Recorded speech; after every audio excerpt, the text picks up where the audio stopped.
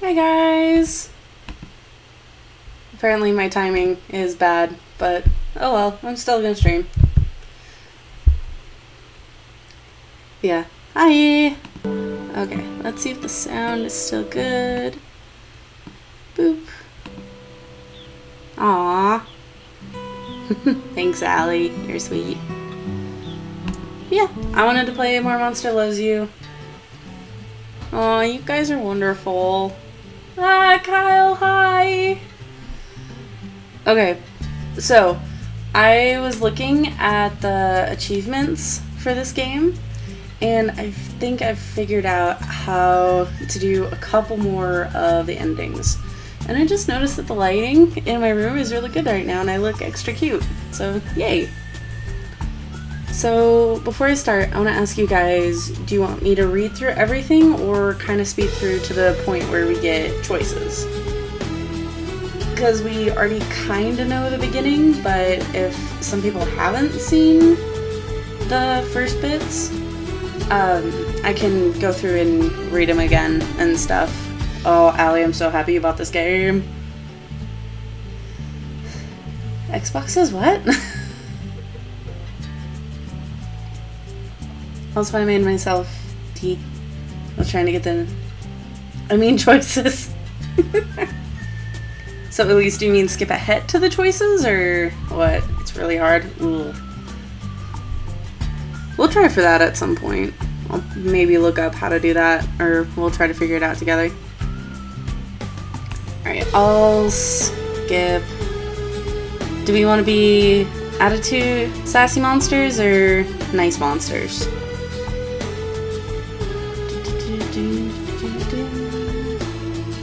Xbox is same. I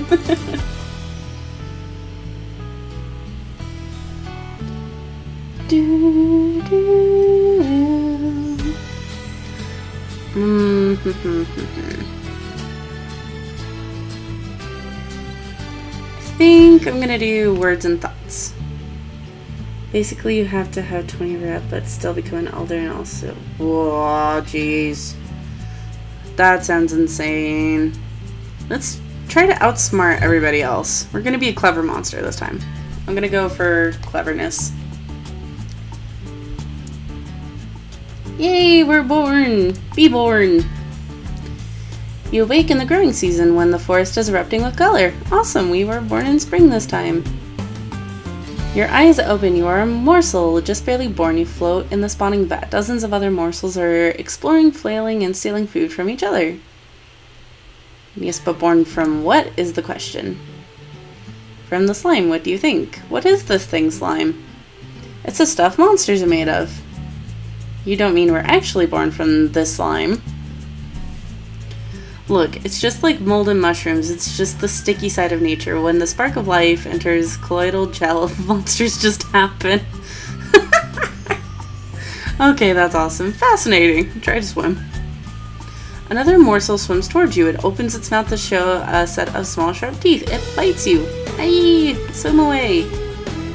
You kick with new legs and paddle with new arms, squeak with a new mouth, and cry tears of slime from your glistening eye. The aggressor is left in your wake. It turns and latches onto another morsel.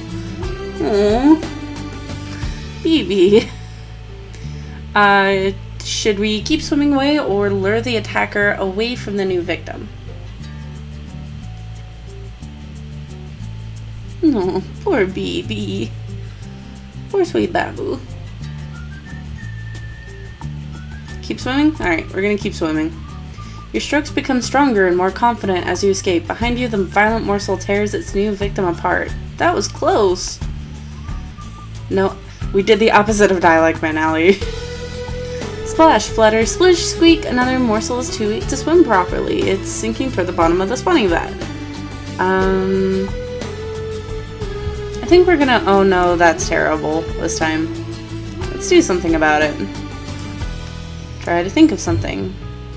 You rack your newborn brain. Wait, there! Some animal bones and sticks rotting at the bottom, half hidden beneath the slime clumps. Prop up the dying morsel.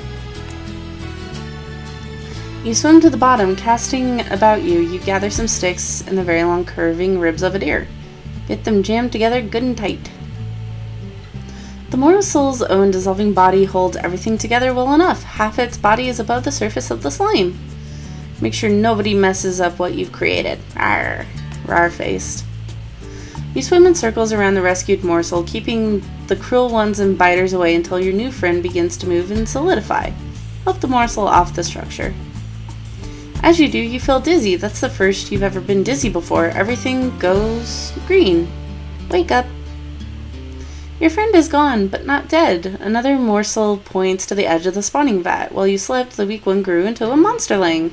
Hooray for brains! You've grown too big for the spawning vat. You must move on to the next stage of life and become a monsterling. Cool. To the bird cave. Let's go. Adventure.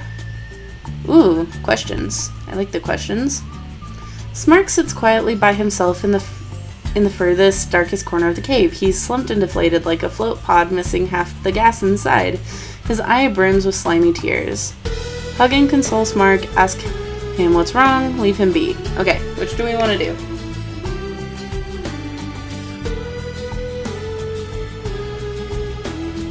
Poor Smark.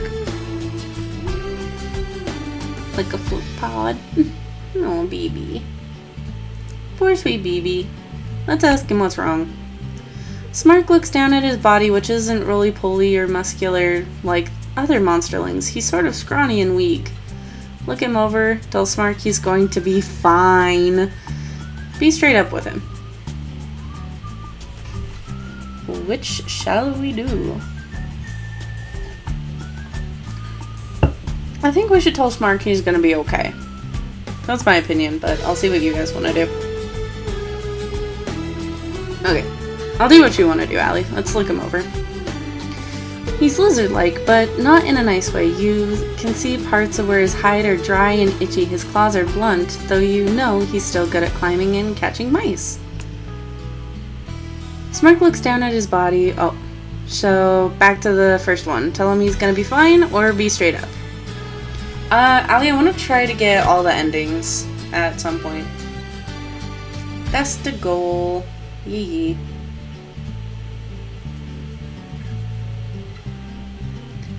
Yeah. I do indeed want to get all the endings. But yeah. You'll be fine. Remember, we're all monsterlings and we're gonna grow up to be monsters, and that's great. You rub Smark's bony shoulders and whistle a cheerful tune. Smark sighs and nods. Oh, BB. Let's adventure. Let's do the human one. Some monsterlings gather at the cave entrance to watch the sunrise. Suddenly, a tall figure appears from the bushes. Its shadow stretches towards you like a knife. What is it? It's so big, bigger than 6 monsterlings, and so tall and thin. It's walking on 2 legs. Blizz Tree squeaks, "It's a human!" Oh no. Most of the monsterlings flee into the cave, but Weemy trips and his ankle goes crack. The tall creature starts at the sound, then walks toward you with long strides. Run back into the cave with everyone else. You need an adult. Stay and help Weemy.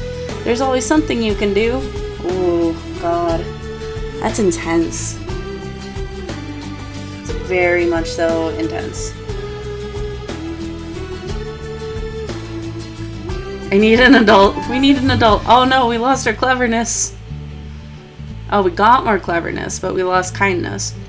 You dive into the cave. Weemy cries, then screams as the tall thing's footsteps draw to a stop. Is he dead? No, it was an elder from his neck. Here to visit a friend. Old Theldrus looks more like a stork than a human, but with the sun behind her, well, it was a natural mistake to make. Ha, Blizz Tree doesn't know everything after all, does she? It felt good to see Weemy so scared. Oh no! That's so mean. Oh, no, we like Weemy. Whoop, I clicked off of the box. Ah. I think it's a natural mistake to make. Get some honesty in there. Oh, hi, Weemy. I haven't seen the cup before, I don't think. Old Hammer comes to the cave with a box full of metal cans. What's this? He says, it's drink or douse day. These cans are full of what the humans call soda pop. Monsterlings drink soda pop? Bubbly liquid sugar? You bet. But they also like to see who can chug the most or endure the most exploding metal cans at once. What? Drink. Show everyone your belly can hold the most soda pop. Douse. See how many exploding cans you can withstand. What the hell? That's so weird. Chug. You drink a can of soda pop. Refreshing. Ooh, fizzy. Keep drinking. You drink another can of soda pop. Wow, those bubbles are building up inside your belly. This isn't a problem. Keep drinking. I feel like this is going to be a problem. The third can of soda pop is tricky to chug, but chug you do, and this one isn't sweet, but it's still full of bubbles, and so are you. Yuck, this is getting painful. Quit before something bad happens. What's the worst that could happen? Keep drinking. Nothing is wrong. What's the worst that could happen? Oh no! Cleverness 1, bravery +3, ferocity +3. Little bubbles are exploding inside of you. Gas is leaking from your hide with little squeaks and your belly is swelling. You don't have room for more soda pop. Lie down and nap until the bloated feeling is gone. Jump up and down, shake things up, make more room in there. Oh no. Jump up and down. Oh no. We're not going to be very clever. Hamrag and all the monsterlings stare at you as you jump up and down. You feel all the bubbles merge into one huge bubble that's too big to contain within you. Get away from everyone before the bubble comes out. Release the gas right in their faces. Ugh. God, which one should we do? Not sure. Because both of those would be funny. I feel like we're gonna lose points either way. Oh, I'll make them feel it. Okay. Lost kindness, but got ferocity. For a moment, everybody stares at you. The monsterlings closest to you are dripping with the liquid part of your soda pop belt. Ugh. All the other monsterlings keep staring at you. Blizz Tree wipes soda pop out of her eyes, and that's that. Old Hamrag declares you the victor of the contest. Now for a refreshing glass of soda pop to settle that belly. Oh my god. So what did that put us at? We're at 6 bravery,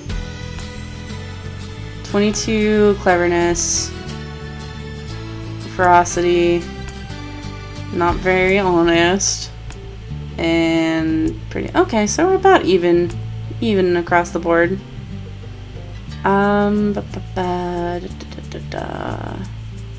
Let's do Swipey Paw. Nash Nash tumbles into you, screaming and chased by Sickle, who's also screaming.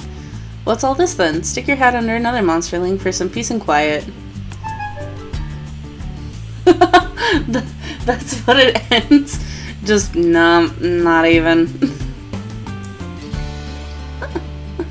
You're halfway towards leaving, becoming an adolescent. Firm up your personality as much as you can.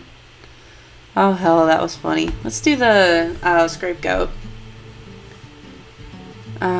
Let's go with Marinus.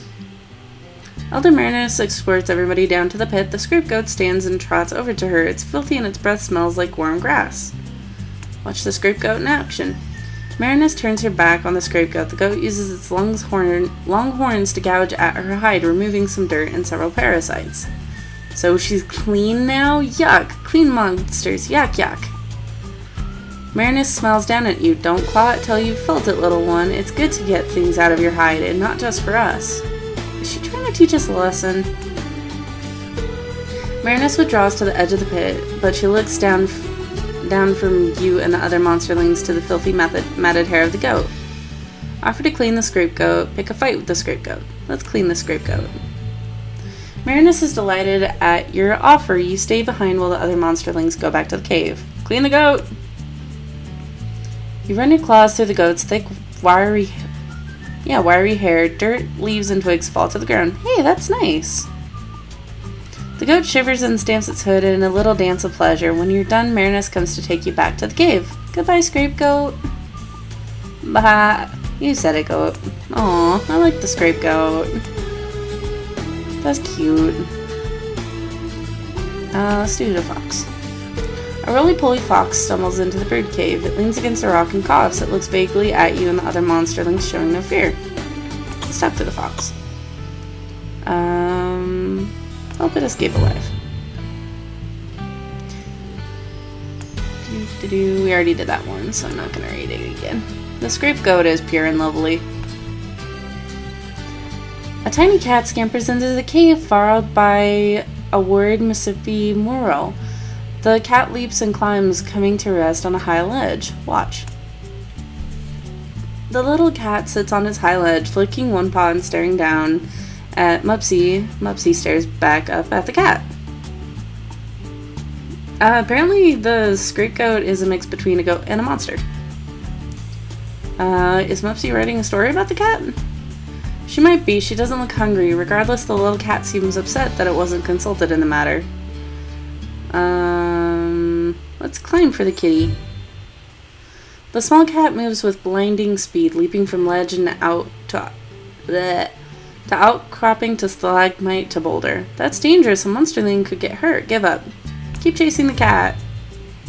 It links you to a long, scary chase, but it eventually tires out. You jump down with the cat. Yeah. You stand before Mupsy Moral, holding the little cat. She says, "Oh, thank you." Give Mupsy the cat. Eat the cat. Oh, God. Let's give Mupsy the cat. Let's not eat the cat. Mupsy says, "Well done, little one. I'm going to put a note about this in the next issue. You'll be famous." Cute. Cute, cute, cute. Allie, no. No eating the cat. You notice a puddle of glowing slime at the back of the cave. It pulses like a heartbeat. Blot shoves you toward it, daring you to eat it. Don't be a human, baby. Let's show Blots up and eat it. You creep up close and swallow a mouthful of the slime. It doesn't taste like normal slime, and it's dissolving everything else in your stomach. Okay is not a reaction to it dissolving everything else in your stomach. What the fuck? That was it? Oh my, you wake up and find that you're no longer a little monsterling. You're growing up. Wow. Elder Marinus calls for the oldest monsterlings to gather up in a group. You're one of the oldest ones now, so you should join them. She looks grave. Go with Elder Marinus. Marinus shuffles down the long tunnel, turning this way and that among dozens of forking passages. Keep going. Marinus stops in a warm, humid chamber with a pit in the floor. She points to the pit, which seethes with thick mist. Jump right in. You fall and fall some more, and the other monsterlings are falling, and you can't see through the mist. Or is it fog? Maybe clouds? Moans and groans and whispering screams. Where is this? It must be somewhere. You land on a smooth, flat stone. Try to cushion. Oof, you don't see who you helped, but it's okay. We should take charge. Lead the way personally. Such thick mist. Spooky. Stand fast. Let's wait and say nothing. I want to do like all of the little like hee monster ones. It's so cute. Let's bide our time. A small ghost coils around your foot like a cold wet snake. The ghost moans, "Will you lend us some of your blood so we may go on?" Let them take your blood? The ghosts draw closer and closer, unraveling their bodies into ropes of fog, like the tentacles of some great clammy squid. Their eyes grow dim, and you think you see fangs? Let them drink deep, trusting that they will only take what they need. Let's do that one. The mist around you begins to turn blood red, and greens turn blood red and slime green. You feel dry and are suddenly exhausted. Let's try not to pass out. You try to keep your eyes open with all your might, but no such luck. Pass out. Okay. Yep. Cool. What? Wait, are we still tiny? Start living in... Oh, no. Whoa! We look a lot different now. We're a big squish.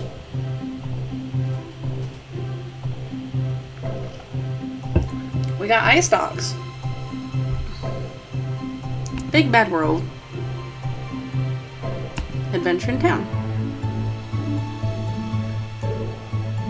So many different squishes. It may. Because I chose some different stuff than last time.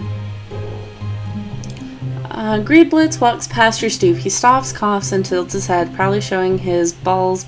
Baseball? Oh, baseball. I get it. Haha. It makes him look ridiculous. What's baseball? Freaking some human sport involving a large wooden bat. It's something you could see making an appearance in monster culture. Fine. Be polite and non-committal. Me. Greedblitz nods, tips his hat to you, and moves on. Let's go hang out with the scapegoat again. Is it the scapegoat? Scapegoat? Of course it is. Bleeding is what goats did. The scapegoat walks out of its pit, looks around, and bleeds again. Nash Nash says it wants a fight. Let's give it one. See what's really bothering the goat. The scapegoat stares at you as you approach it. It bleeds again, looking into the pit. You see that there's no food anywhere. Oh, well.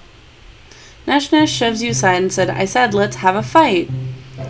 Ask Nash Nash not to fight the goat. Defend the scapegoat from Nash Nash. Go get some goat food while Nash Nash gets her fight. What should we do?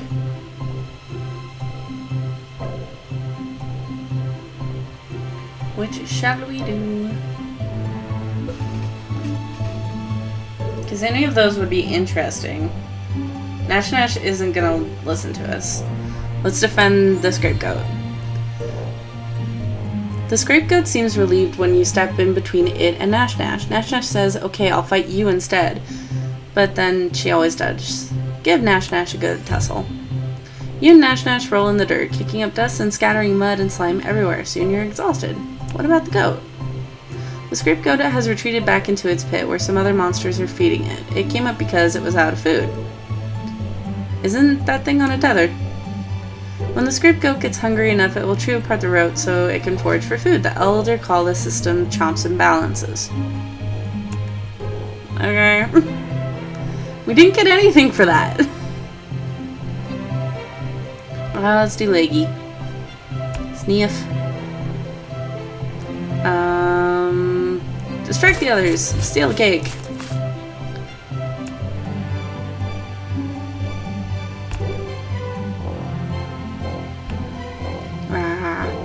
You see Jaggery in a haze of buzzy, angry yellow bees. It looks like he stole a beehive off of a tree and took it home. You see why Honey is irresistible. Jaggery motions for you to help him. Size up the situation. Bees can't kill you. Oh, we already did this one. Help him out. Just standing there thinking about it, you get stung twice. The bees are getting angry and angrier. Jaggery frowns and asks, what do we do? Put the hive near the smokehouse, wave them away with your arms, put the hive near our garden. Let's put the hive near the smokehouse. It worked. The bees fall asleep and you get a double claw full of stinger-free honey. Cool. We're a very clever bean. Clever bean.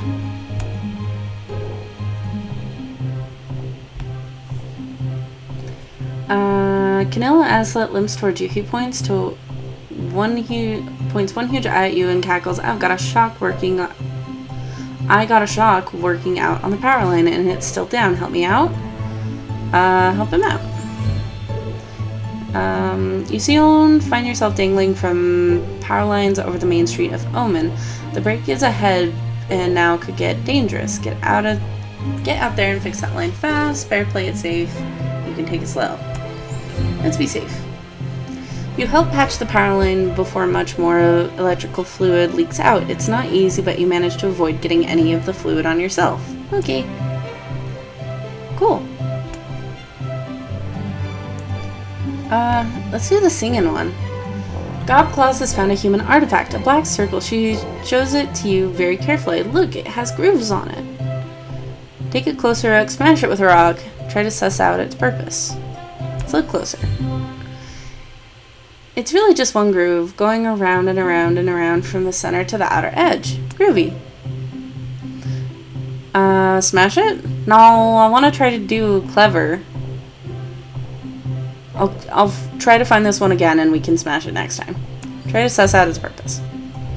You hold up the black circle, looking at it, tapping it with your claws, and tasting it with your tongue. Gobclaw says, I already tried that. It must be a hat. Put it on your head.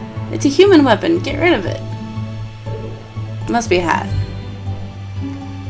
The other monsters are impressed by your impromptu fashion show. Gobclaw thanks you as she takes back her new hat and waddles away. I think it's a record player. Like a vinyl record. He's a smart monster. Ooh. You hear screams, shrieks, and cheers, and you come running. The oldest monster is fighting a challenger. Even the elder monsters flee to a safe distance. They know this could turn out badly. Who's fighting? Everyone knows and fears the power of the oldest monster, except apparently this big purple guy you've never seen before. Oh. Watch closely and learn. Let's watch closely and learn. You're the closest monster to the fight. The purple monster has 16 thick, ropey tentacles that he's trying to strangle the oldest monster. That's close. The oldest monster ignores a grip that could and does shatter a hovel. Get closer, watch from a safe distance. Let's stay safe. The challenger bobs and weaves until he gets eaten. You wipe the purple blood off your face and make a few mental notes. Don't challenge the oldest monster ever. Seems sensible.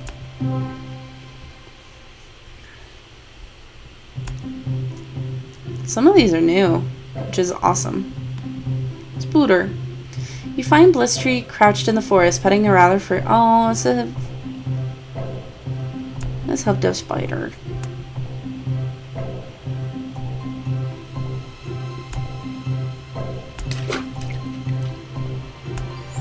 Yay! Got more kindness. This is Spooter one again.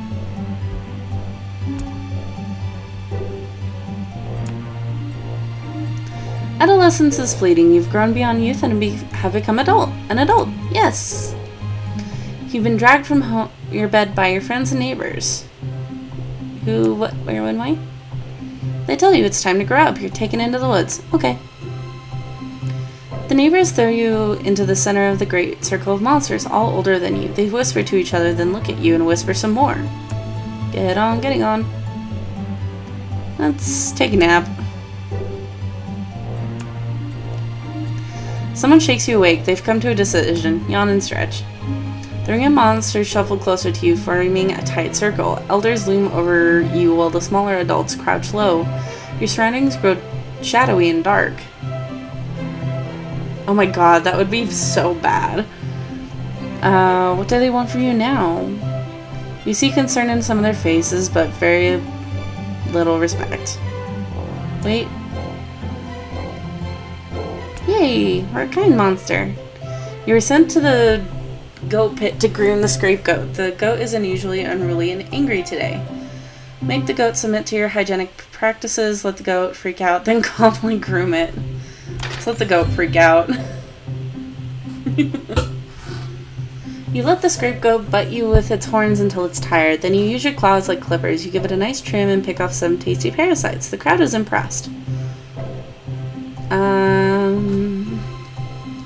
Eat the parasites. Whoa. That's a big boost. That was great. Your body is charged with new vigor. Cool.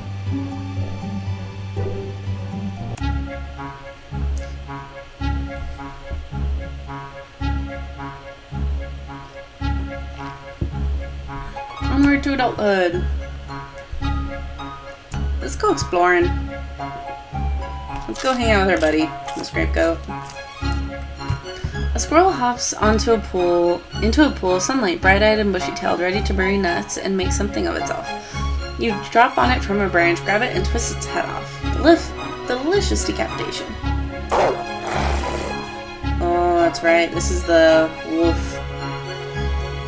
A young wolf suddenly leaps in front of you, snaps the squirrel out of your claws, and runs off, laughing and barking. Wolves can bark now? Isn't that only dogs?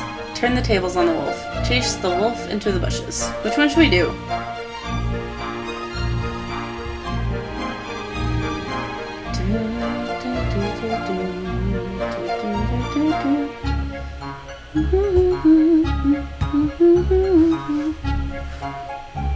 You did the middle one? Do you remember what happened?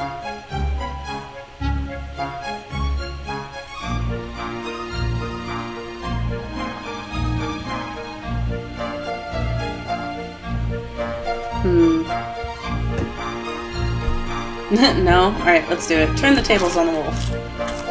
A second squirrel creeps up and pokes at the discorporeated head of the first one. You grab the new squirrel and chew on it, a little thinking. Ooh. Okay, this is interesting. Lure the wolf closer with the squirrel or show everyone in Omen that you're smarter than this wolf. Ooh, because one could backfire. Let's show everybody. You grab a few more squirrels and pretend you're to be absolutely furious, stomping and waving your claws in the air. Such good acting. Yes, next you go back to Omen and you hand out squirrels, quietly telling everyone to hold them without eating them yet. Hey, you're standing right next to the scapegoat's pit. Indeed, the wolf tries her trick again and you dodge. She falls into the pit where the scapegoat greets her with scritchy horns and an intimidating three-eyed glare. Cool, we got respect. It's politic with monsters. I haven't seen the jumpy one before. Monsters are gathering around the skull pole. They invite you to dance with them. Dance. The only problem is you've never done the skull dance and now everyone is watching you. Wait for someone else to dance, then imitate that monster. Oh no. They're all looking at you, right at you, expectantly. Okay. Oh no. Neither are good. Slip away without making a scene. Frog bars your way. He's much heavier than he looks, and he says, if this is your first skull pull, you have to dance. I don't have any option. You move closer to the skull pole. Dance fast, apologize for your ignorance, then dance slowly. Try to show respect to the skulls. Okay, we did this one last time and it didn't end well, so which one of these two should we do?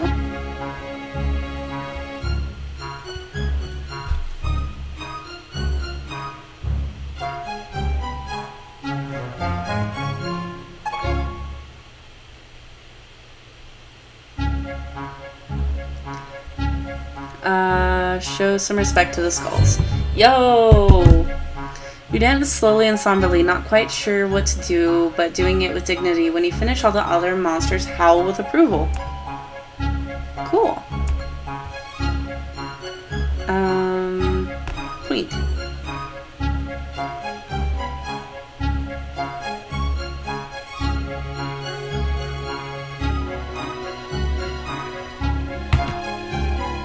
Howling is always good. You show your newest collection of human artifacts to your neighbors. They seem suitably impressed and listen in. Say more. The truth is, you just found them in the woods, but everybody seems so interested it would be a shame to let them down. Monsters do love a story. You could stretch the truth. Lie big. Tell them you tricked a human. Just a little lie to keep things interesting. Let's do a little lie. You tell how... Oh yeah, we already did this one. Just a little bit. I love how you lose honesty but gain respect for that one. I love the little scheming monster.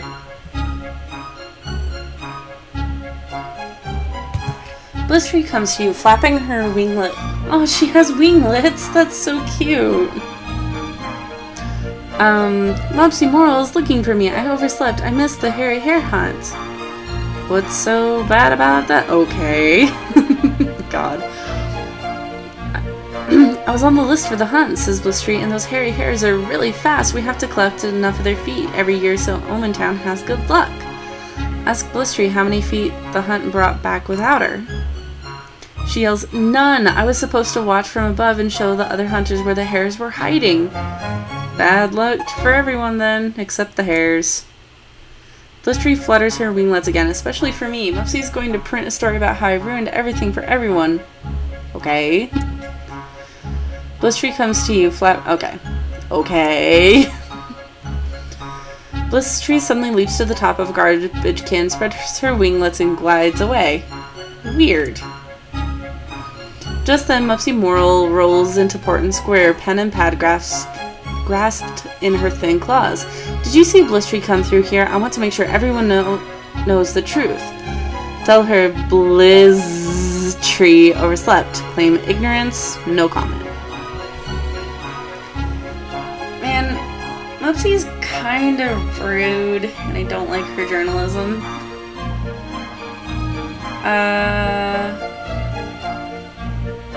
Best response? Okay. We lost respect, but we lost kindness, but gained respect. Mupsy laughs and prints the story. Your quote is an instant hit. Ah. Some of the elders start calling Blizz Tree Blizz Tree. At least no one will miss the next hairy hare hunt, right? That's adorable. I love it. Let's explore.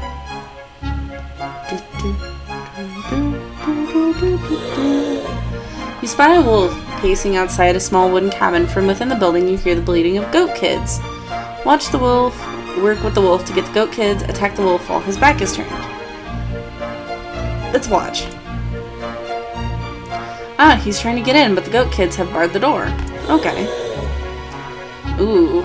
Now, do we work with the wolf to get in, or... I think it might be. I know there's a similar one to it, but it's a weird animated film with like a Stockholm Syndrome goat. Do you remember how that turned out? Let's attack the wolf. He hears you and bolts. Chase him down. You give a good chase, but only manage to snag his tail away before you run out of steam. Nuts. No, no, the tail. A bit gristly, still not a bad meal. Oh my god. Freaking. Oh, that's hilarious.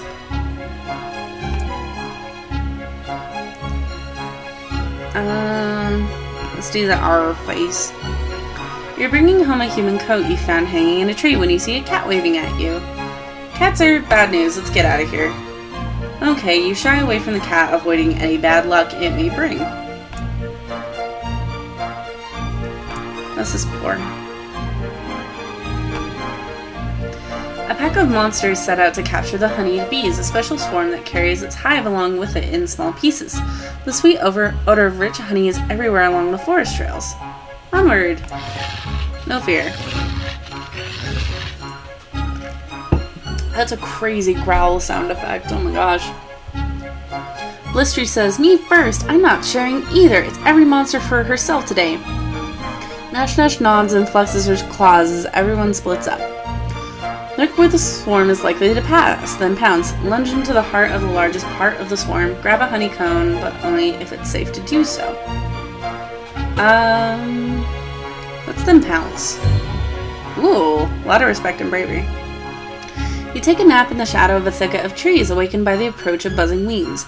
You jump into the swarm and escape with delicious honeycomb. Cool. Paladic. Let's do the ooh face. You find blots hitting a dented alarm clock. Why have bells that don't ring? Is this some kind of riddle? Bleh, I can't talk tonight.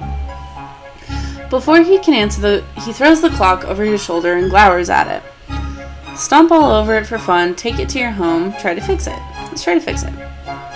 You pick up the clock and examine it with care, but it's so complicated, more complicated than anything a monster has ever made, and that includes monsterlings.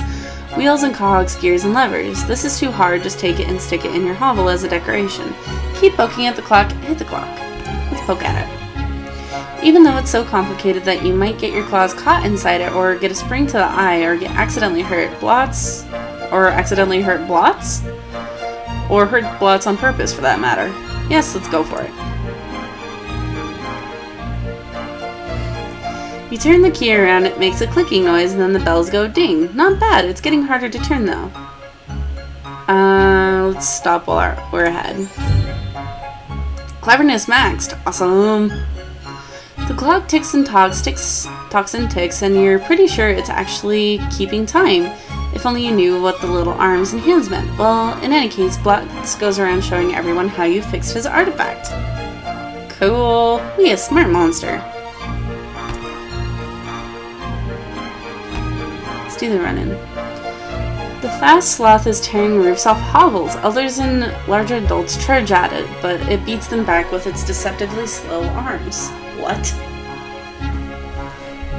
What? The fast sloth? What? Too dangerous. Hi. Try and fight the fast sloth. Get closer. You watch from the shadows. The sloth leaps from roof to roof like a huge, demented monkey. It rips loose a big piece of corrugated metal. Bide your time. Stay hidden. You realize that you're the only monster left in the area. All the others are far away. Some out cold, some just huddled out of reach of those huge claws. Let's keep hiding. The sloth's claws clip a power line. Black fluid spills all out and its matted fur crackles with electricity. The beast flees into the forest. Good riddance. Some monsters who didn't fight the sloth come running up to you. They cheer you for driving the creature away. Take credit for the sloth's defeat. Shake your head and admit you didn't do it. Split the difference. Take credit for distracting it so it hit the power lines. Let's split the difference. The crowd is soon joined by elders as they wake up after the fight. They say you're something of a hero today. Cool.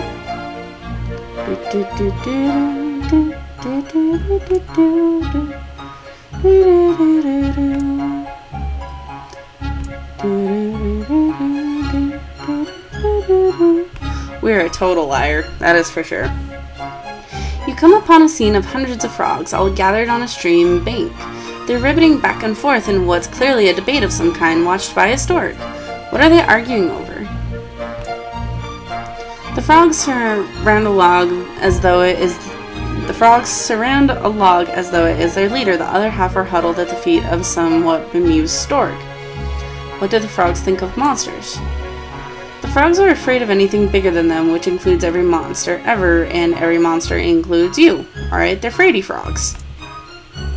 It is a really repetitive soundtrack. Wait and listen. Try as you might, you can't translate their croaks into intelligible language, but they do start jumping up and down on the log. Watch further. Shit, I clicked twice. As the other frogs flee, the bird devours several more of the slowest. Might as well eat the stork. Cool. Whoops.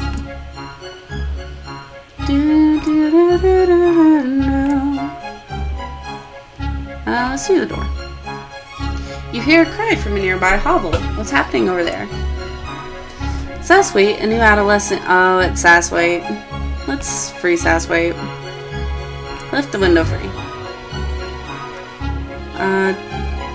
Help Sasswaite treat her. God dang Sasswaite. Let's do a snake. You take the lead on a hunt in the whale mist. You soon become separated from the group. Suddenly, you catch sight of something there. Where? Sasswaite, go chew your freaking arm off. You're fine. Within the thicket, rumor has it that a especially large, clever snake tricked Nash Nash, biting her, and it made her sick for days. And it's right there, waiting and watching. Call everyone and get out of there. You've beaten and eaten snakes before. Time to get another.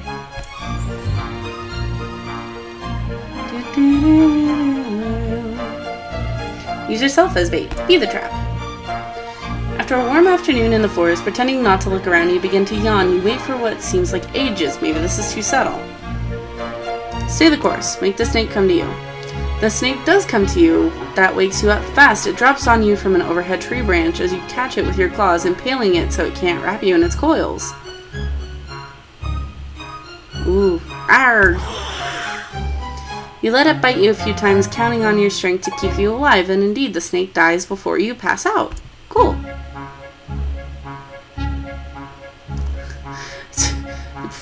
Did we get anything from that? Or did we just kinda murder the snake? Because I feel like we may have just kinda murdered the snake. Let's do snake round 2. The snake moon is rising in the sky and it's time to gather snakes for the ritual. Set out to gather snakes. You wander the fields near the well mist. It's easy to catch snakes, but every time you reach for another one, some of them squirm out of your grasp. Most snakes are getting away. Keep catching them alive. Honesty and respect. Cool. Everyone claps when you arrive with free living snakes hanging down from you by their fangs. Oh god!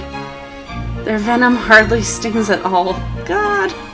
The snakes are added to the cauldron along with a mass of other snakes, some writhing, others lying still. Join the circle as the ritual begins. Holy crap, we have a lot of respect.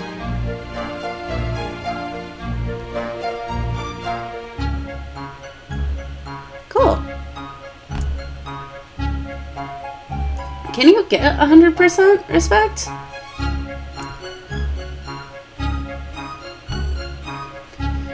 You and Nash Nash encounter... Ooh, the Proud Bear. Yee. This is an honor and a problem. The Proud Bear has killed monsters, something rare in the animal kingdom. He stares at you. Consider the bear.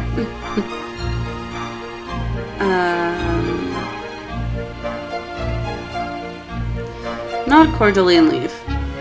The bear doesn't move. You go back the way you came. Okay. Cool. Spooter. Today is the day of the Spinner 500, the big spider race. Winners are regarded highly by all around town. Let's do it. But your spider hurt her leg this morning. What should you do?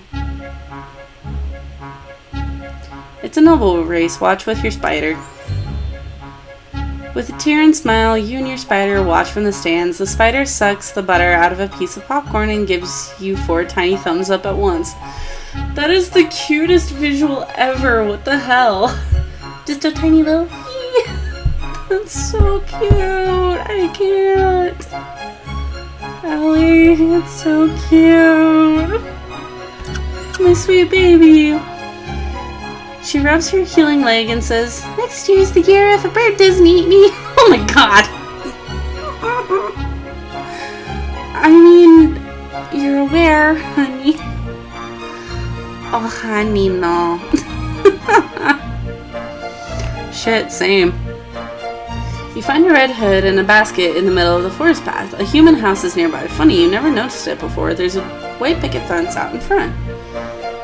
Take the hood and the basket home. They're too damaged to be considered proper artifacts, but they're interesting. Nash Nash will probably eat them next time she drops by. Okay, cool. You're growing old, my friend. Your body is very soft and you drip slime everywhere you go. It's getting hard to leave your hovel. Let's embrace our fate. Go with them. Should we go for being an elder, or should we just dissolve?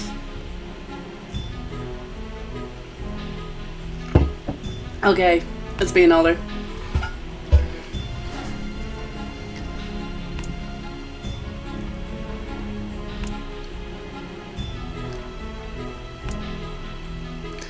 A few elders approach the cauldron and add fluid to the collection. The liquid begins to bubble. There is an ending for running. We'll do that one next. Pick a stone that looks good. Resist the temptation. Choose the next stone. On the other side of the stone is the honesty one. We will test your bravery.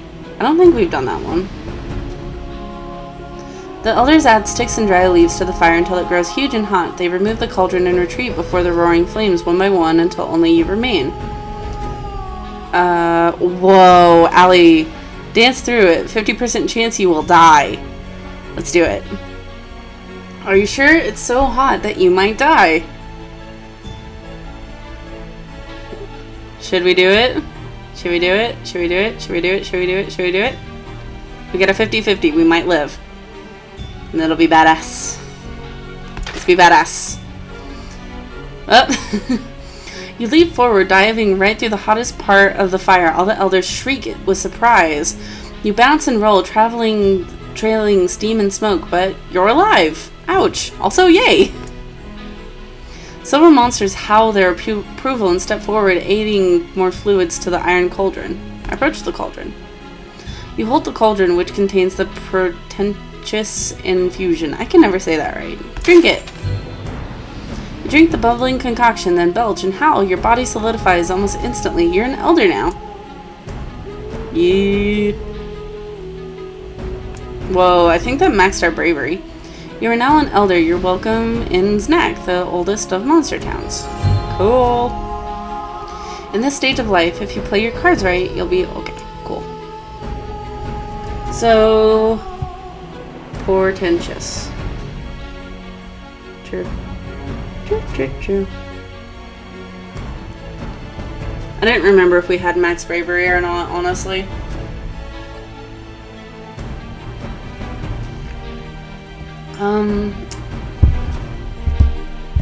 I kind of want to look up the human, like the elder endings.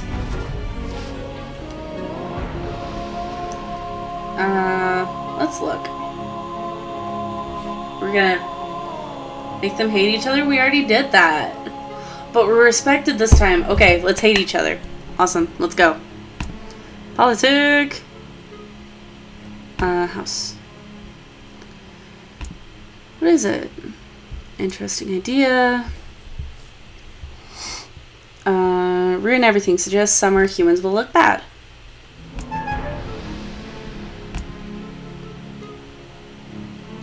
I'm gonna have them. Well, we already committed to hate. I'm gonna go really ham with the monsters disliking humans, and I think I might leave the humans just kind of ambivalent. Let's see about that face.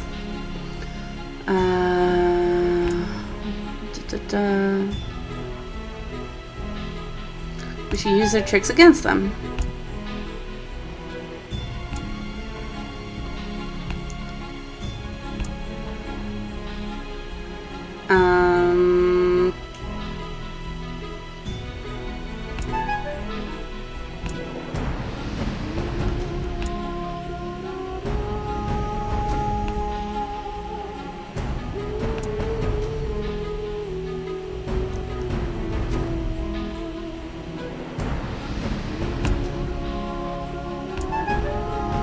There we go. So, okay, we got monsters zeroed. Should we make humans love us? And then they'll be super unsuspecting? Or should we just full on hate each other? I kind of want to see what happens if the monsters absolutely hate humans and the humans love monsters. Like, I'm genuinely curious about that. Oh, there's two different hugs. You're hiding in a shiny wood building. Two humans are holding hands in front of another human. Let's be a witness.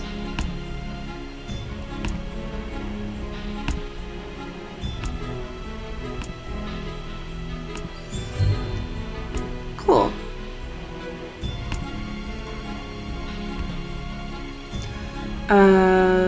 What?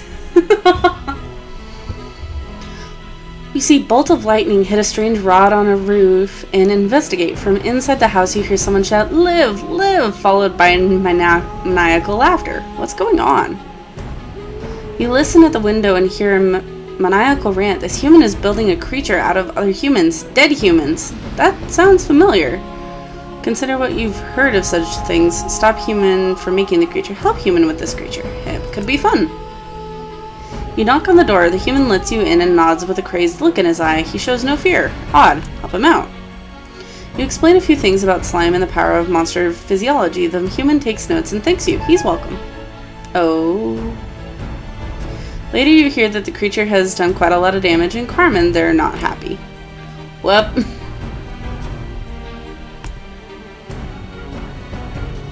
Let's do a hug. You're splashing through the rain gutters when you spy a human in the steps below. She snuffles and sobs into a tissue. Her crumpled letter lies beside her. Help the human. You slide down a gutter and squat beside the human. She squeaks and then holds very still when you don't attack her. Okay. She finally says, "You want to know why I'm crying? My parents say I must marry Ernest, but I do not love him. I just wish he'd go away. Help or no matter how dangerous they may be, offer to harmlessly scare him away. Devour her. Oh no. Oh shoot. Which one should we do?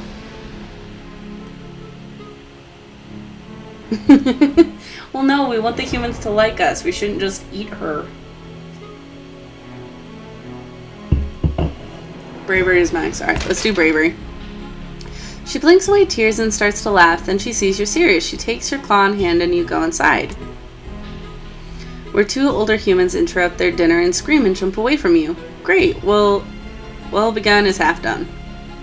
The older humans calm themselves and listen to her for, you suppose, the first time, and they agree to reconsider the wedding. Yes. The younger human smiles and squeezes you, trying not to choke you, just to show you how much she appreciates your help. Aw, that was cute. That was really cute. Smoke, glow, crying? A human house is on fire. There's one small human child inside, and is that a human baby inside? Take action! The little human skin is burned and its howls are weaker by the second. The heat is so fierce it's already starting to hurt you. Yeah, let's freaking go get the baby. You crash into the building and duck as a gout of flame rushes to your face. Ow! Keep at it. Success! You slash with your claws and make a path. The house collapses one wall at a time. But when it's done, you're holding a live human baby. Get out of there.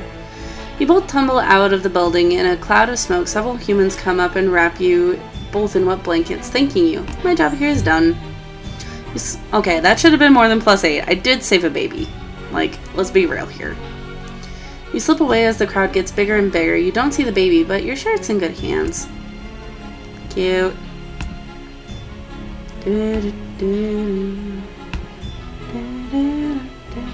You watch as an elderly human tries to fix his house. He looks up at the leaky roof with a sigh as it starts to rain and goes inside. How bad is the leak? Let's repair the roof. Success! The human hears hammering above. He emerges just as you leap away. The repairs are finished. Cool. God, this is so mean. This is so mean. I feel bad. Alleys are great places to find artifacts, less so to find small, fat, crying human children. One such fat, small child wanders over to you, clutching a lollipop. Ask it what's wrong? The human says, I'm lost. Do you know how to get to Plowstrink? I think I stepped in poop. Oh, honey. Find an adult human no matter what the risk to you. You drag the child, still crying, onto the sidewalk. A loud human in a louder dress swoops down on the child, clucking and fussing. Wave to her. She waves back before she realizes you're a monster. She shakes her head and stammers out her thanks. The child laughs and waves goodbye to you, and bemused his mother does the same. That's cute. This is gonna hurt. This is gonna fuck. You're in a secluded hiding place near the park. Suddenly you see a human grab her stomach and fall over. Is she playing a joke? Not unless it's on herself. There's no one else around. Sickness is often the same in monsters and in humans. You're in a secluded hiding place near the park. Suddenly, now's our time to shine. That's the spirit. Risk being seen among other humans to find help. Get their attention to help her. Success! Jumping about, you call at the human medical words you know. Also help before you know it, the EMTs arrive. Oh boy. Except with milkweed. Yeah. Wait, did we just get an advanced one? They strap her, yeah. Oh my god, this hurts. Ah! Okay, we did get advanced neurosurgery. It's me, Ben. We've already done this one. Agree. Okay.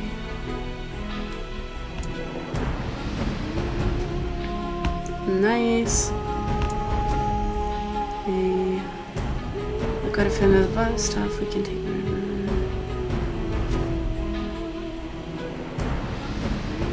Claim stealing is what filthy humans do.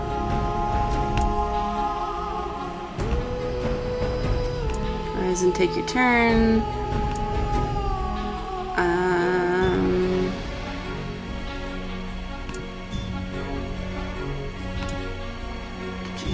I'm just getting through these. Oh god, here we go. As you walk through Porton Square, you think about your past. Life hasn't always been easy, but you've built up your reputation and you're quite well respected. Yes. It saddens you the more progressive elements of monster society. Oh god, we made the monsters racist. Shit. But the truth is this, too many monsters violently fear and loathe humans that then like them and admire them. Meanwhile, humans who once hated all monster kind have come to understand that monsters aren't terrible, evil things. Rumor has it that humans think pretty well of you. Oh no. Shattering your reverie, a terrible commotion erupts. Elders and younger monsters alike are milling about in a great mob. It's gonna suck. Blood drops down from a nearby roof. Humans are coming this way. Jaggery roars and smashes a rock with his fist. Filthy humans. Now they've gone and done it. They have? Voices oh god, it's spazzing. Voices begin to rise up from the monstrous mob. They're coming. Kill them. No, run and hide. What will we do? You'd better do something about this. Do something about this.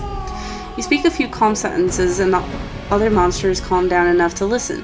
They regard you with expressions of respect and wait for you to make a decision. They're ready to be friends, so let's be friends. Let's attack. Oh shit, Allie. We get to decide. We can either be like, no, we can be friends. Oh shit, no, we've decided. Let's attack them. So it's war you want. The monsters spill out of Omen like a vast slimy tide, converging on the humans in meadows north of Whale Mist. Press the attack. The end. War. All humans dead. You stand atop a mound of humans, everyone slain. At your command, the monster army surges east and north toward the human towns. It will be a red day and a good one. That's sad. Really, it is. Yeah. If you're human. Oh, no. Yep. Cool. We got this one. Oh, my heck. So what is this one?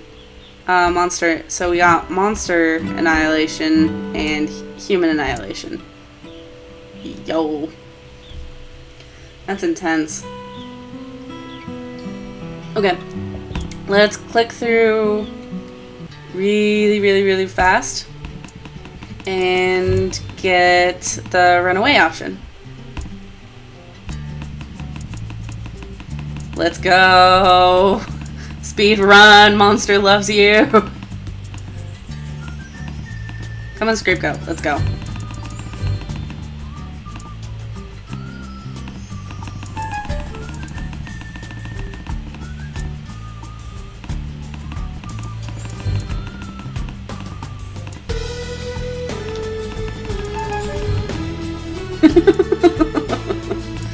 God, this is ridiculous.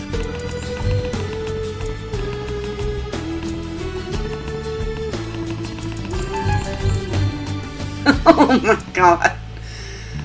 Oh, this is insane. I love it. Cool.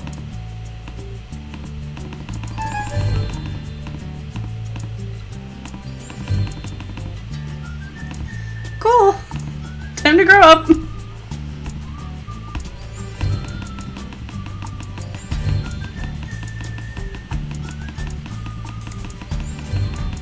Oh my god, this is insane. Oh my god, we're such a cute. Where's Squish'em?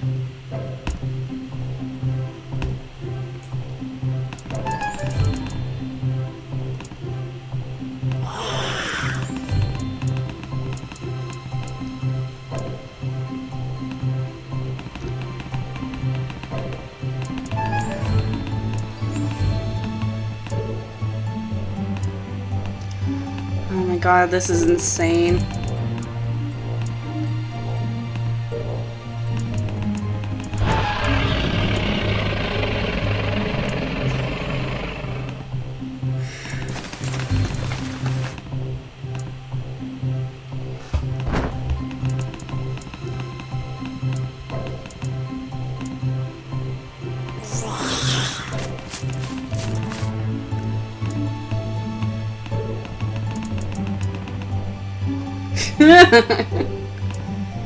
God, yeah.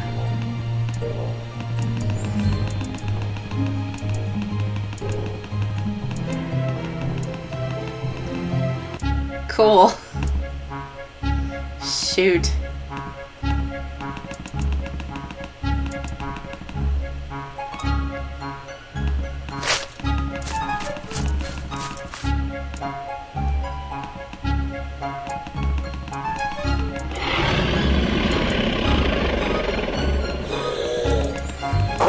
Let's go. God, the sound effects are insane.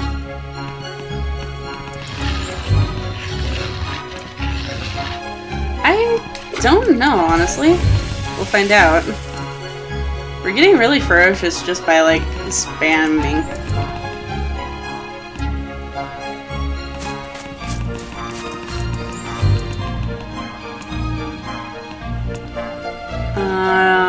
Okay, we got some more.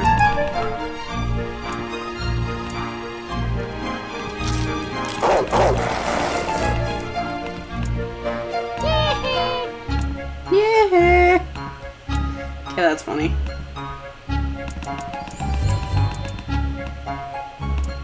What the heck? We're still getting respect even though I'm just like ha ha ha ha.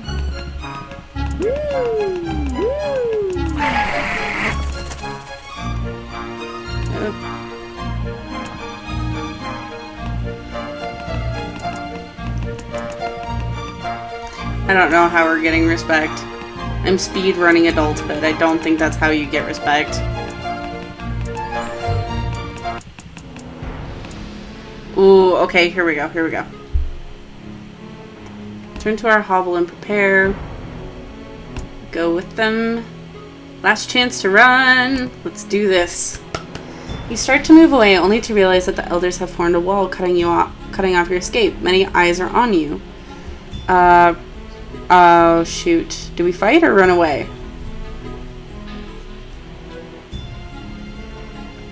Because we did end up with mass ferocity. Alright, let's fight. Hey, Tony! Hello, love!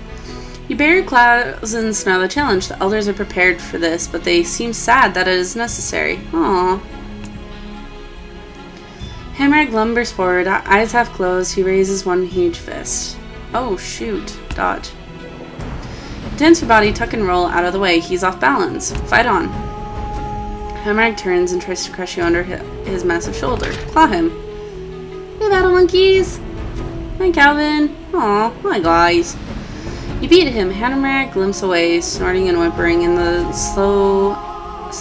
low-slung grit mitten darts forward on many swift feet. Jump.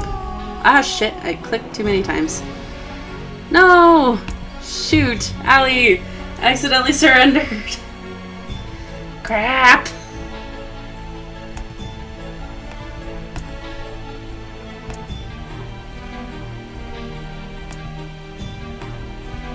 Dang it. Dang it, dang it, dang it, dang it.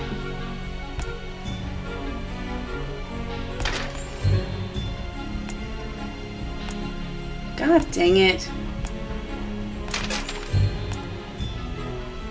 Oh, what? Oh, we dissolved into Bravery. Okay, cool. We're a brave monster. Well, dang it. Farewell, brave monster.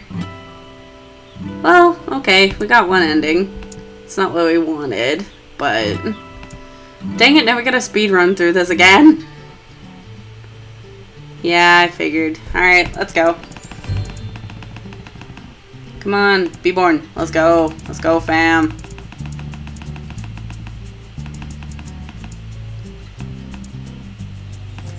God dang it. Is there really, like, no way I can skip to an area of the game? Like, rah. Fine.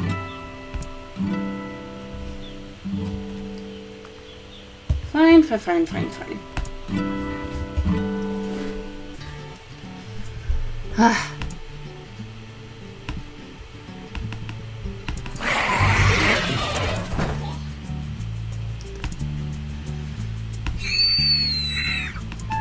That is a loud scream.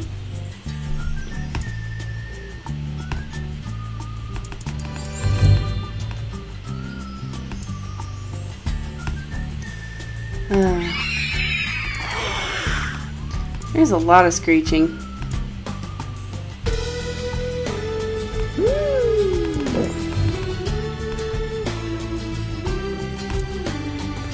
I'm doing good.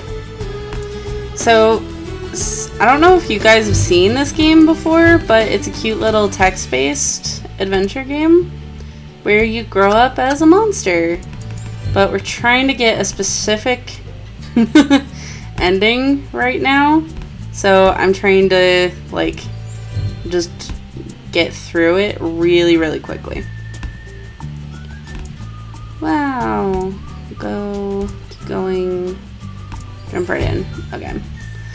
Once we get this one ending that we want to get, well, that Allie and I want to see, it's where instead of dying peacefully, you, oh god, I clicked the wrong thing. What the heck? I've never seen this monster combo before. Allie, we're not squishy. Oh my gosh, we aren't a squishums.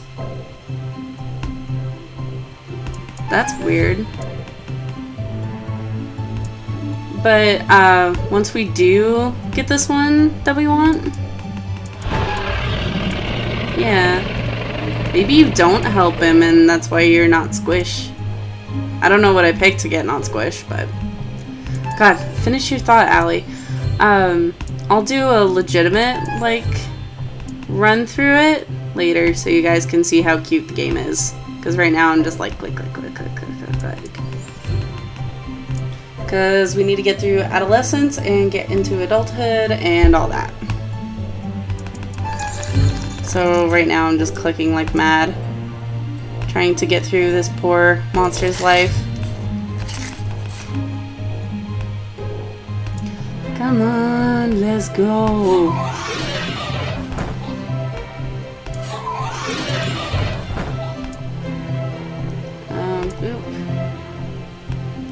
Mosquito.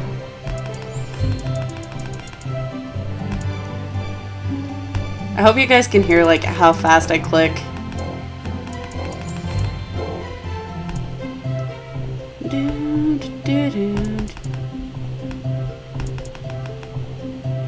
Yay, time to become an adult.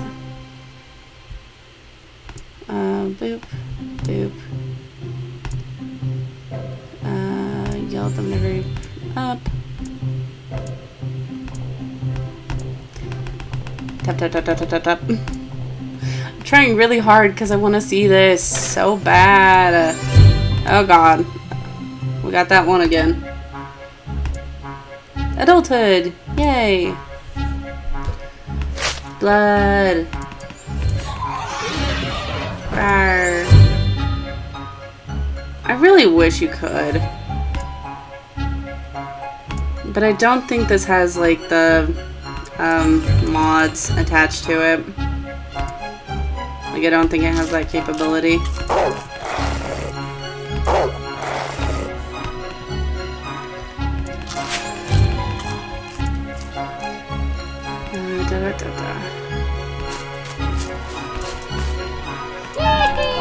Oh no, that one wasn't good. Are you gonna mod it, Allie? Mod support. I don't think this game is popular enough for it to get mod support, to be honest.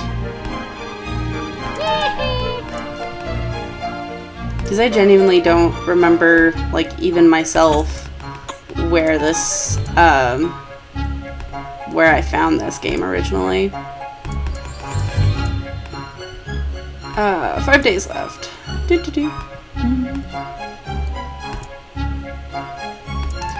Phone's going ham.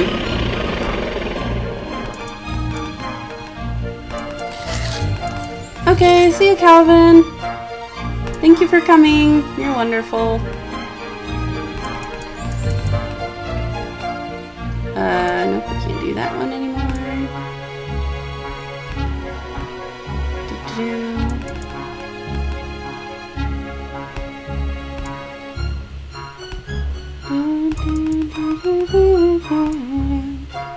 Yay, okay. So now I need to just chill. Embrace our fate. Go with them. Last chance to run. Run anyway. You start to move one way and several elders shuffle into your path. You dash the other way and bowl over several unprepared monsters. Before the elders realize it, you're long gone. Beat it before they catch you. You stop running just outside of town, gasping. What are you going to do? Every whooshing breath turns into a gurgle as your softening lungs fill with slime. Go, go, get away from Omen. You leave your home behind without so much as a backward glance. They'll never catch you now. Force the animals to hide you in the forest. Climb the mountains higher than any monster has gone before. Hide within the outskirts of a human town. I don't know what our stats are! It's frightening, but you get over the mountains. The thin, dry air helps harden your outer surface back into something like a hide. Go down into the dark valleys. Stay high where light can reach. Soon your time is over and you begin to melt again. Resist! Some bits of it can be sad because it's like we're at the end of our monster life. No chance. Your slimy core dries completely and blows away in the wind as a fine powder. Perhaps somewhere a grain of it will reach the sea where monsters originated. Going home. Aww. The end. Legend of Departure. Yay, we got it! How did we get such high stats? I just clicked! What the heck? Yep, cool. Over the years, the elements that made up your body finds their way into a myriad of plants, animals, and other monsters, and even humans. Monsters are magical, so in a very real sense, they are now, in part, you. Oh, that's cute. Okay, let's go through a real one again this time. Alright, Tony, since this is your first time, I'm going to go through and read all the bits. No, Tony, it's happy. We're a cute baby monster now.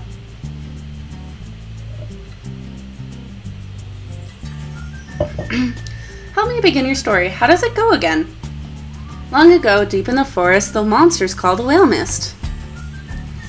That's right, long ago, nestled in the heart of the forest, that was the monster village of Omen. You were born from the slime that holds the memory of monsters, known for actions and attitude, words and thoughts. Let's be thoughtful monsters. You're not awake yet, but soon your first eye will open. Your simplest dreams will give way to life itself. You dream of helping the sick and soothing the willful, outsmarting everyone else, speaking true when others lie. Let's go for honesty. I want to try to be really honest. Your body is turning and twisting, growing solid in the middle of a great vat of green slime. It's time to be born. Okay. Yee! Look at our little squish! Older squish. Baby squish. Bags of squish. Be born! You awaken in the growing season when the forest is erupting with color. So, we're born in fall this time. Your eyes open. You're a morsel, just barely born. You float in the spawning vat. Dozens of other morsels are exploring, flailing, and stealing food from each other. Let's make some noise.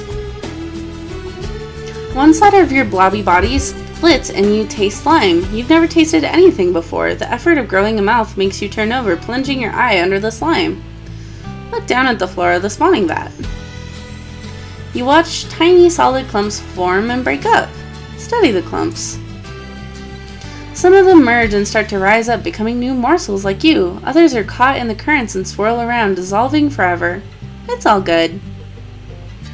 You turn right side up and breathe in through your new mouth. Greet the universe around you. Hello, world! Now, in truth, it's time to swim. Another morsel swims towards you. It opens its mouth to show a set of small, sharp teeth. It bites you. What? This is intolerable. Stop that biting. You pause, unable to believe that another morsel is trying to eat you. After a moment, you snap out of it and start to move again. Unite other morsels to repel the attack. You speak. Your words are simple, but some of the morsels understand you. They converge onto the biter. This aggression will not stand. Do I exist now? Your tiny, slimy flotilla frightens the bad morsel away. It retreats to the far end of the spawning vat. Patrol the vat and look for more trouble. Splash, flutter, splish, squeak. Another morsel is too weak to swim properly. It's sinking toward the bottom of the spawning vat.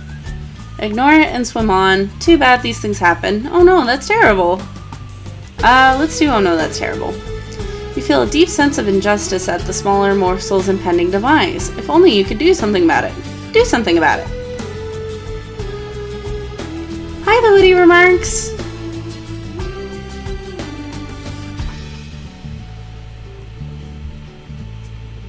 That's okay. You can hang out with us. You're more than welcome here. Have you ever played this game before, Witty Remarks? You swim to the morsel, determined to act. Get under the morsel and push it up. Try to think of something. Let's push the little bab up. As you push up, the morsel's dead weight forces you down. Your legs come to rest against the bottom of the spawning vat, where they begin to squish. Oh, then this is fun. It's kind of like a story-based thing. Keep pushing, you're not giving up. Your feet are breaking up among the solid clumps on the floor of the vat. Uh-oh, time to give up. Still not giving up.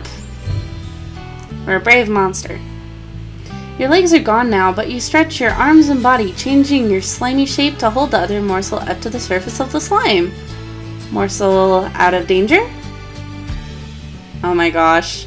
Hey, Calvin. Yes. Don't grieve, it's logical. The needs of any one monster are as important. Your body dissolves as you push one last time. The other morsel breaks apart. As any other? The two dissolving morsels reach for each other. They come together in a single mass. A new morsel. You two are and always will be one. It's nice to meet you, Witty Remarks. Cal's awesome. He's a good dude. You've grown too big for the spawning vat. You must move on to the next stage of life and become a monsterling. No, don't grow up. Growing up isn't something you can fight, little one. Okay. Allie, no banning. Don't ban people. Got any advice? You're going to get into some trouble, which is great. Exercise your bravery, cleverness, ferocity, kindness, and honesty. What kind of monster will you be? Adventure! We're a little squish. Ooh, are there any new ones? Oh, the deer. The deer is a new one. Let's do that one. You hear clattering, then flapping. A deer tumbles through the cave entrance with Blizz Tree trapped in his antlers. Oh no. Dang it, Blizz Tree. Allie, no. No banning people. I mean, yes, ban people if they're being bad, but if they're just being sassy, no banning. This is why I modded Nick, so you can't try to ban him. How did she get stuck in a deer? Or how did the deer get stuck around her? Jump out of the way and hide in a corner.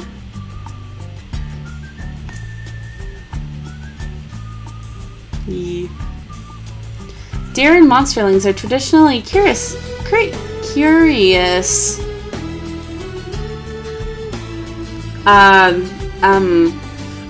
As K-Jinx, Nick. Allie tried to ban Nick during one of Allie tried to ban Nick during one of Lily's streams, and it's probably one of the funniest things that's ever happened.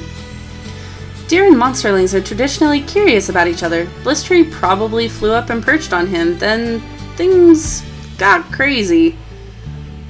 Wrestle the deer to the ground, calm the deer, jokes on Blizz Tree, rile the deer up. Okay, since you guys are here, I'll let you choose which one we pick, since I've never done this one before.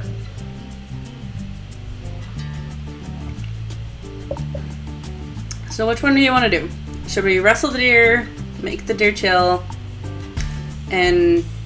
or do the opposite and mess with Blizz Tree? Poor Blizz Tree. Okay, we have one vote for wrestle, one vote for rile. Rile him up. We need a tiebreaker.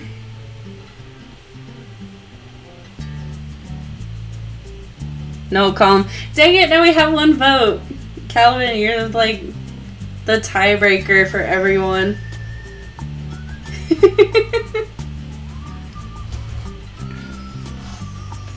Gosh. I don't know. I hope so.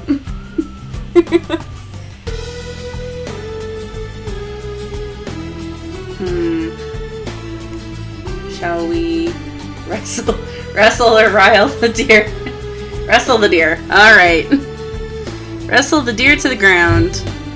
Wow, that gave us a lot of bravery. The deer bucks for a second, then falls. Before he can get back up, you free Blizz Tree's wing from his antler. Success! Allie, no banning. The deer rushes off. Blizz Tree thanks you, then limps off to tend to a pair of wounded wings. Okay. GG, log off. Let's do the rawr face. Allie, no banning. Elder Marinus floats in a pool of cave water, puffing her body like a bulbweed. She points at something deep underwater. Will you get that for me, little one? But you can't swim. Who's Elder Marinus? She's one of the older monsters. She got scary, poisonous spines all over her, but she's really nice. Oh no. Sure, you're not afraid. Plunge straight down. Figure out another way to get the thing out of the water. Tell her you could do it, but you don't feel like it.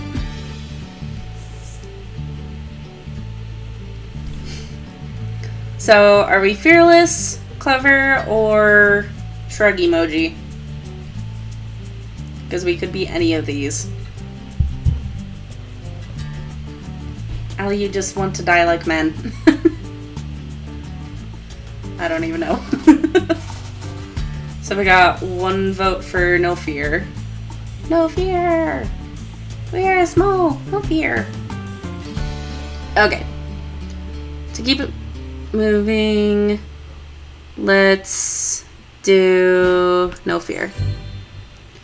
You jump straight into the water and thrash your way down. You can't see very well and you lose your bearings. Marinus scoops you out of the water, empty-clawed, and smiles at you.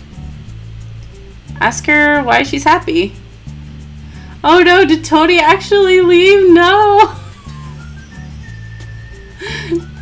Oh no. There are many things a monster can and can't do. One thing you can't do is drown. The important thing is that you tried. Aww. Oh no. Poor Tony. Oh god, that's a loud screech. 3 gangly adolescent monsters wander into the cave and start poking Gobclaws with sticks. She tries to get away, but they surround her. Blizz Tree starts to cry. BRB, don't burn down the house. Okay. Get involved and stop the bullying. Blizz Tree is a know-it-all. Who cares about a few bullies? Looks like fun. You can get a stick and help poke Blizz Tree. Help poke. Okay. Help poke. You saunter up to the older monsters, trying to look as big as... I can't talk. You saunter up to the older monsters, trying to look as big and fierce as you can. They laugh at you, take your stick, and throw you down a hole. Oh no. Okay. We just got thrown down a hole.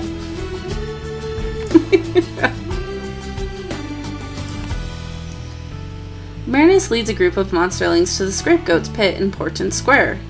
What's a scapegoat? The scapegoat is a goat with some monster heritage that helps clean and groom dirty monsters. Okay. Marinus leads a group of monster... Oh, okay, that's the same one. Should we look for trouble or go along with Marinus? I've run out of tea. This is a sad day. Which one shall we do?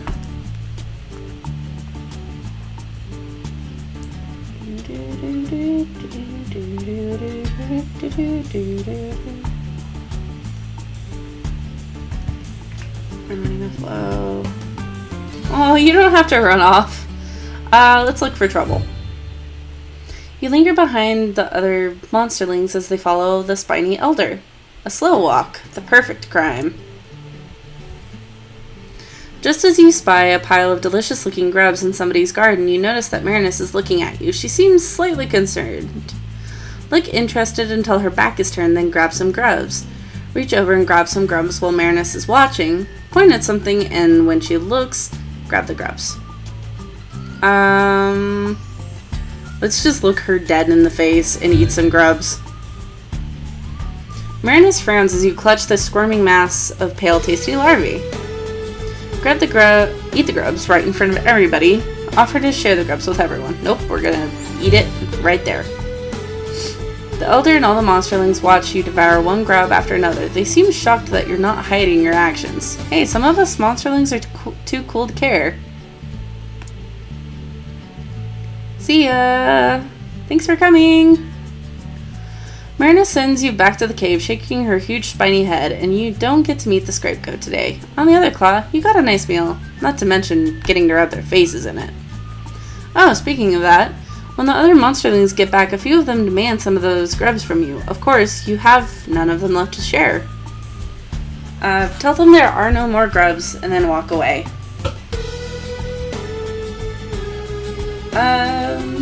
Let's tell them there are no more grubs. They all look at each other as you leave. None of them are angry enough to make the first move. You go and have a nice nap.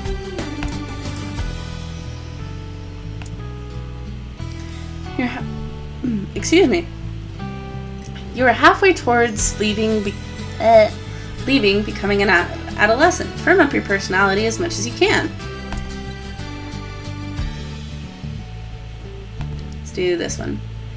A tiny cat scampers into the cave, followed by a worried Mopsy Mortal. The cat leaps and climbs, coming to rest on a high ledge. Let's watch. The little cat sits on a high ledge, licking one paw and staring down at Mopsy Mortal. Mopsy stares back up at the cat. Is Mopsy writing a story about the cat? She might be. She doesn't look hungry. Regardless, the little cat seems upset that it wasn't consulted in the matter. Offers, which one should we do? Can we eat the cat? Let's eat the cat. Should we eat the cat? Let's climb for the kitty. The small cat moves with blinding speed, leaping from ledge to outcropping to stalagmite to boulder. That's dangerous. Let's keep chasing the cat. It leads you on a long, scary chase, but it eventually tires out. You jump down with the cat. Yeah. You stand before Mopsy Mortal, holding the little cat. She says, "Oh, thank you." Eat the cat. You heartily chew in your haste, but you get a good taste. Hey, that rhymes. Finish your snack. Mopsy yells, "You cruel little creature, that was my cat. I was doing a study." Mopsy walks away, swearing that she'll write of your mischief in the newspaper. You'll be famous. Either way, that's the result. That's hilarious. Huh. Nash Nash spies a delicious mouse head mushroom. Mine! She plucks it from the floor, but it tumbles from her claws and bounces into a dark crevice in the wall. Let Nash Nash let Nash Nash get her own darn mushroom. Tell Nash Nash that she's too afraid to go after the mushroom.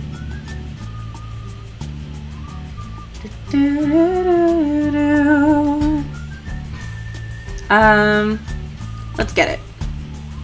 Okay, how? Fish out the mushroom with something sticky. Crawl inside and get the mushroom. Offer to help Nash Nash to get the mushroom back. Which one should we do?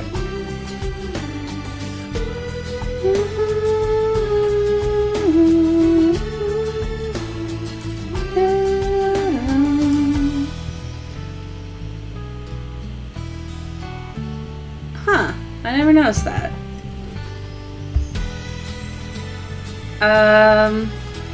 So crawl inside and get the mushroom?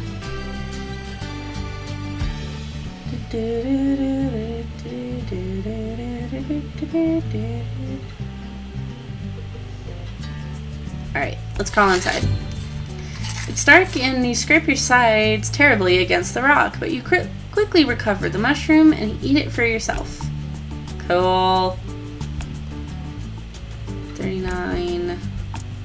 We have 0 kindness. Pretty ferocious. Not very clever. Dang it, I'm trying to go for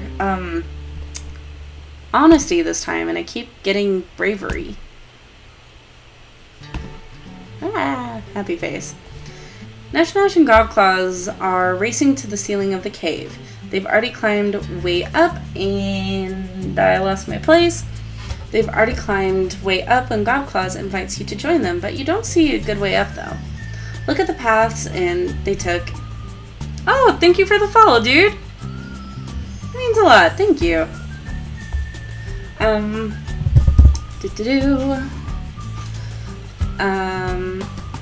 Look at the paths they took and copy them.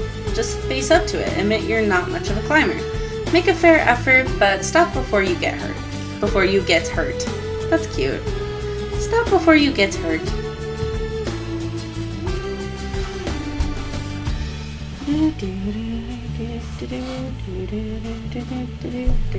Which one should we do? Because I think face up to it or make a fair F. I think let's face up to it. We'll be honest. Yeah, there we go. Nash Nash hoots at you and calls you a coward, but Gobclaws nods quietly at your admission. You look around and see two elders smiling at you as well. Aw, cool. You were right. Ooh. You notice a line of ants marching in and out of the cave. They seem to be building an anthill. Ants? They're red ants. They look angry. Big pinchers in front, big stingers in back. Deal with them before they bite everyone. Leave the problem to Elder Marinus. Ooh, which one shall we do? Let's go. That's awesome. I love that so much. Skype is the best.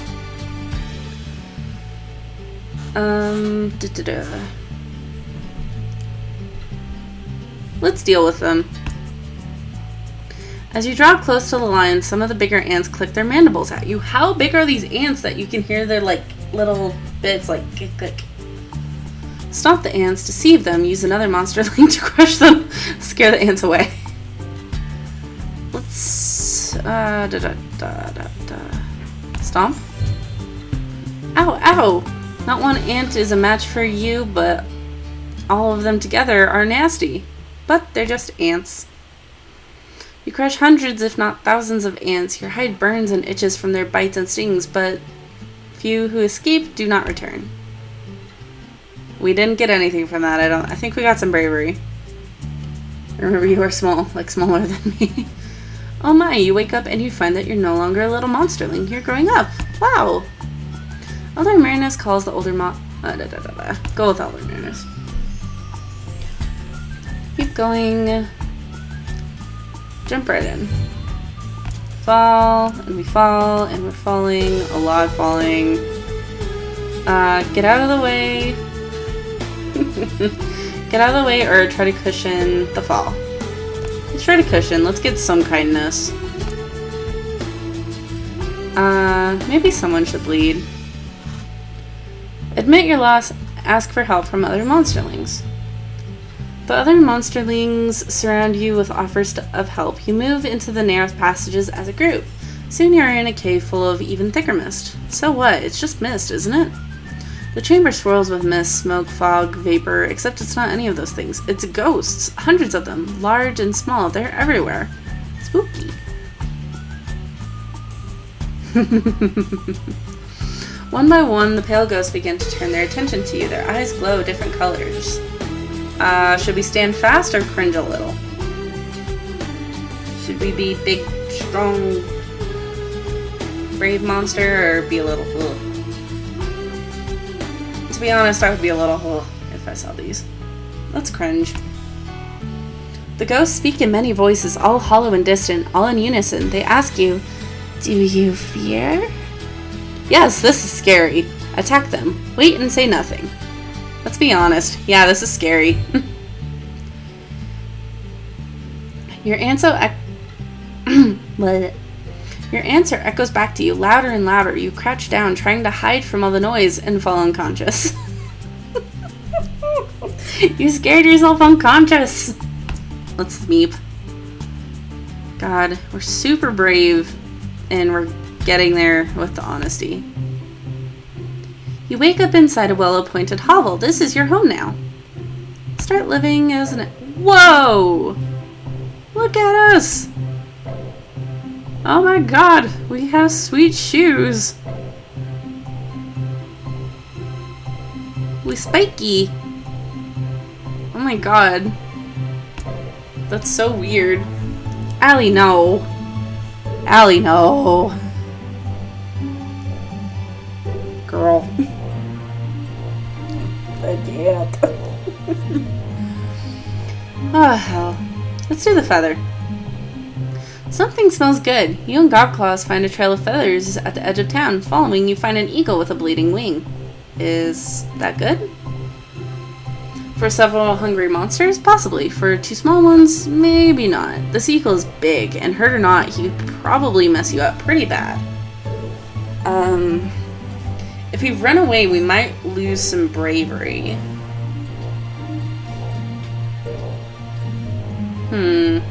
What should we do? I think let's run away. Yeah, we lost some... Didn't lose any bravery. What the hell? Later you hear an older monster yell, "Hey, look, a dead eagle. Who wants a bite?" The sound of cracking bones and shredding feathers makes you hungry. So did we lose any bravery? No. What the hell? Cracking bones, my favorite noise. Ugh. It's not a fun noise. I've heard it. Gobclaws has found a human artifact, a black circle. She shows it to you very carefully. Look, it has grooves on it. Take a closer look, smash it with a rock, try to suss out its purpose. You hold up the black circle, looking at it, tapping it with your claws, and tasting it with your tongue. Gobclaw says, "I already tried that." It must be a hat.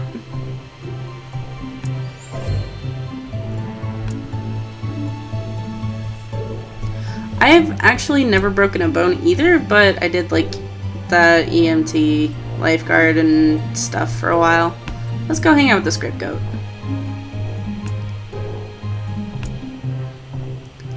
Let's see what's really bothering the goat.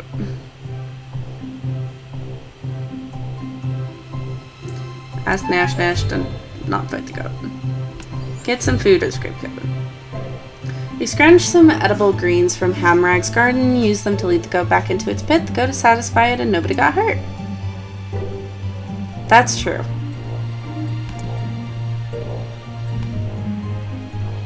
Elder Marinus leads you, Blizz Tree, and Virok into the forest. She points to a stand of purple berry bushes and says, "Eat your fill, little ones. Eat every berry in sight." You eat, and eat, and eat, and eat, and eat, and eat, and eat, and eat, and eat, and eat, and eat. And eat. You've eaten your weight in berries, but what's this? You see even more berries that were hidden before, hidden behind those other berries. More berries. You consume twice your own weight in berries. Soon you slosh with purple juice every time you move. Your slime is changing to a sweet, sticky fluid. Maybe that was too many. Stagger home. As you and Virok haul your bloated bodies into town, Hamrag and Spine Doctor are waiting. They pick you up and squeeze you. Ugh. You wake up next to a huge wooden bucket. Hamrag is serving pancakes to a long line of monsters. Every plate is swimming with berry slime syrup. No more, just go home and sleep. Your belly seems to be empty again. Maybe just one pancake. The elders seem surprised that you want any pancakes, and they're even more surprised that you want syrup. Still, they give you all you want, and it's delicious. We got some respect for cannibalizing ourselves? Guys, what is this game? It's so weird. It's so weird. Adventure? I am so uncomfortable. Same though. Let's do the path. It's such a nice day, perfect weather to wander outside of town, though you're not really supposed to leave Omen until you're older. Let's walk. But glorious weather. I mean, yeah. Let's keep walking. You really don't see, Scooch, why young monsters are supposed to stay in town. What's going to hurt you out here? A squirrel? A tree? Keep walking. Hey, what was that? You think you see a bear, or is it a human? Everything's fine. You soon forget the sound of snapping twig. It was probably a friendly badger or a clumsy bear. Silly old bear. Stepping on Snap. No, it's fine. Keep walking. You hear the sound again, then 2 more times in rapid succession. Something is behind you, under the cover of trees. Get out of there! Good idea. You run home as fast as you can, avoiding further trouble. Though you spend the rest of your day looking over your shoulder. Well, we didn't get much from that one. You see Jackery in a haze of buzzy, angry yellow bees. It looks like he stole a beehive.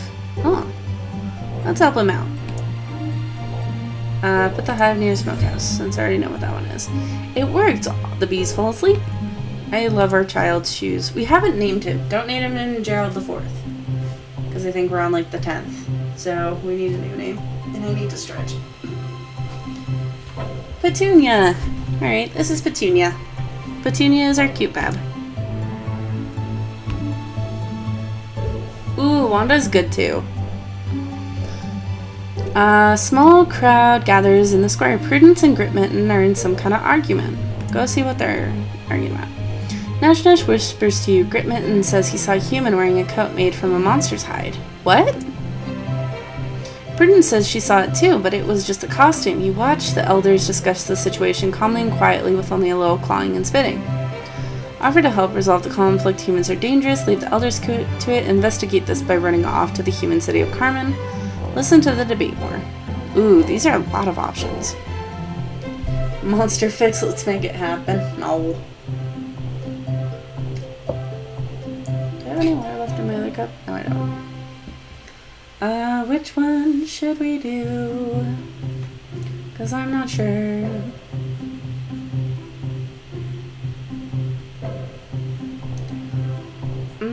Let's offer to help. You step forward, ready to help, but the elder monsters don't even seem to notice you there. Their attention is on the problem, not the younger monsters in the street. The debate rises into shouting and rock throwing a few times, but it's mostly civil. Prudence keeps shaking her head and smiling as though Gritmitten is a fool or a monsterling. What does that do to Gritmitten's temper? That makes Gritmitten's temper flare like lightning, naturally. Gritmitten says humans have made clothing out of monsters. Perhaps now they'll listen to you. They do seem to be paying attention to you, yes.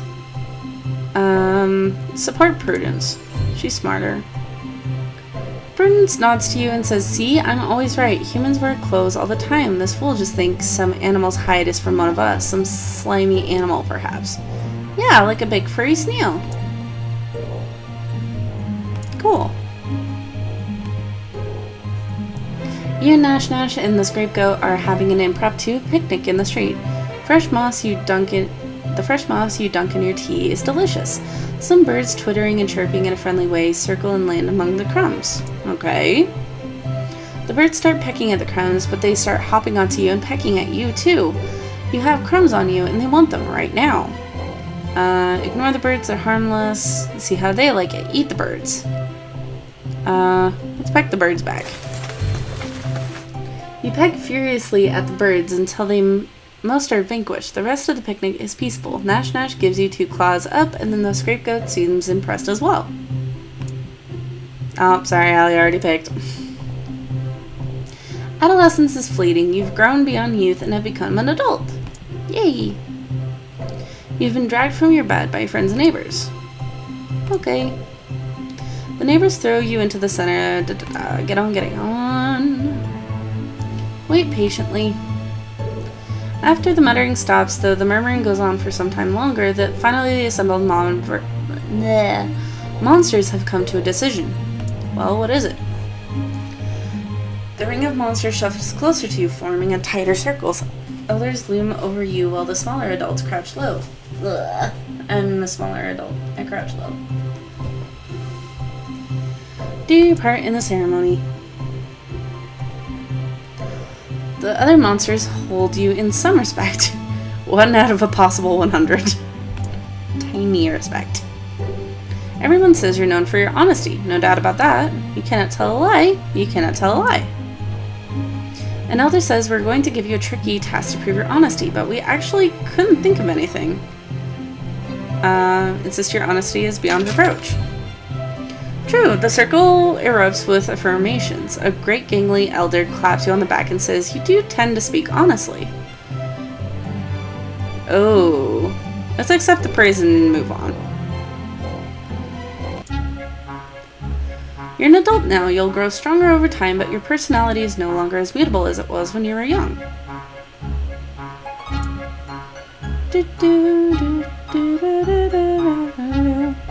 I love this little guy over here, the one with wings and like the one eye. He's cute. To adulthood. Let's go explore. Actually, just kidding. Let's politic. Because we can get more respect that way. Hold again. You look over your garden. Garden? Garden! Most hovels have gardens. Many monsters don't care, but some like to show off their herbs, spices, and flowers. How's it looking? There are so many rocks here. Even if you don't feel like planting things, it looks bad. These rocks ought to go.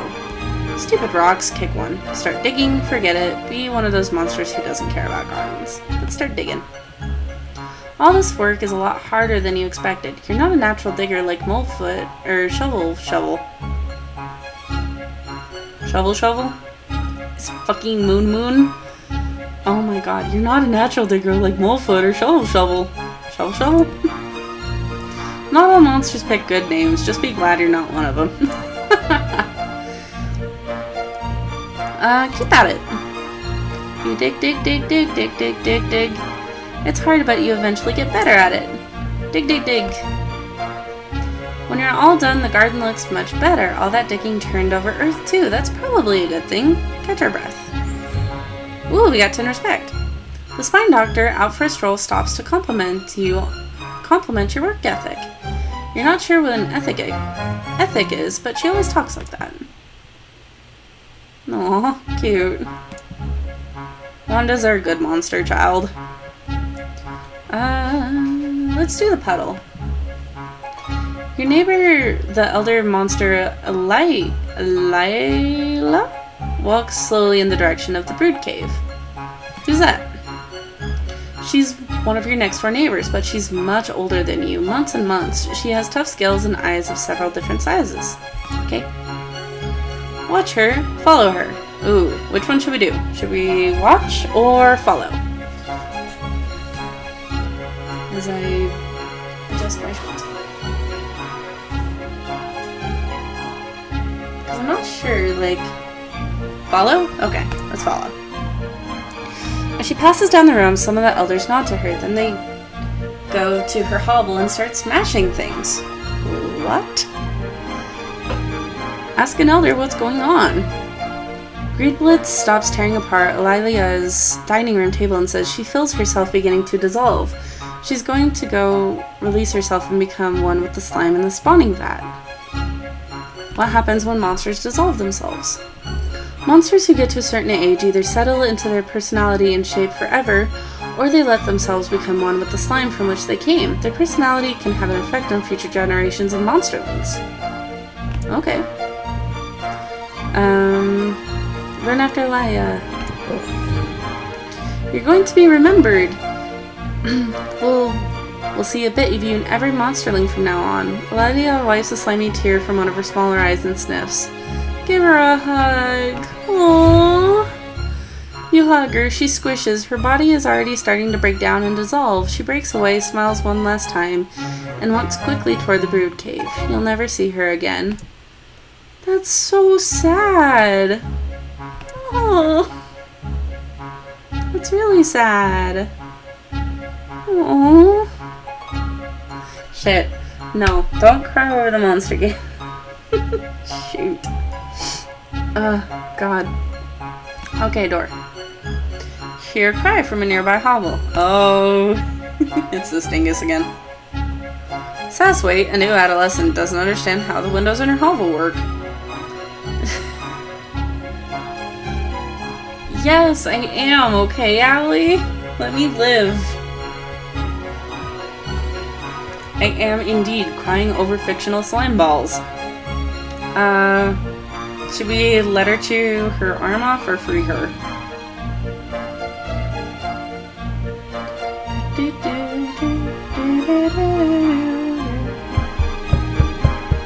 Allie, I know what you like to pick, but that doesn't count.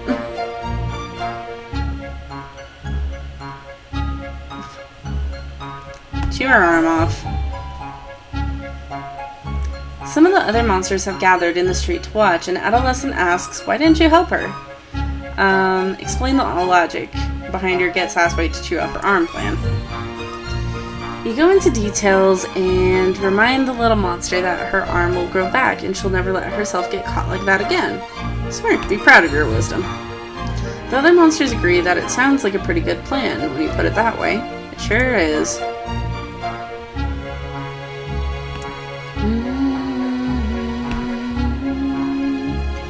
Godclaws and you are arguing about what to have for lunch. She got to pick last time.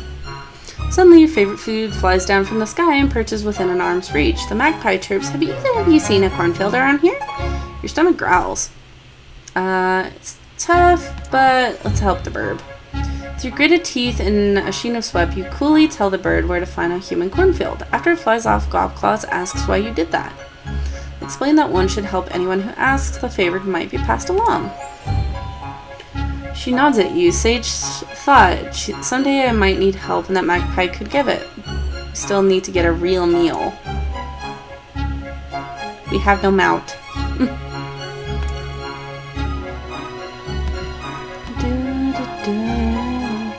The spine doctor is treating 2 injured monsters in Proton Square. She breaks off her own quills and offer to get involved. Well, the gut's closed. Lucky. Yeah, that's probably how it works. Blizz Tree comes to you, flapping her winglets and clenching her claws. Mubsy Moral is looking for me. I overslept. Oh. Okay. Weird.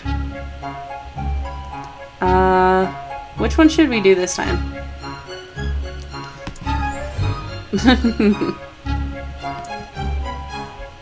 Blizz Tree is funny.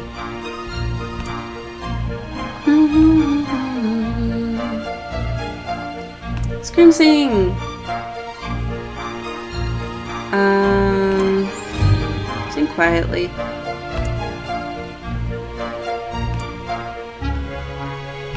I've already done that one.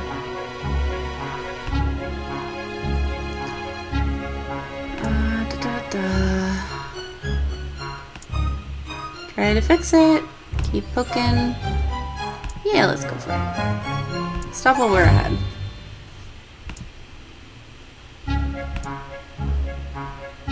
Cool.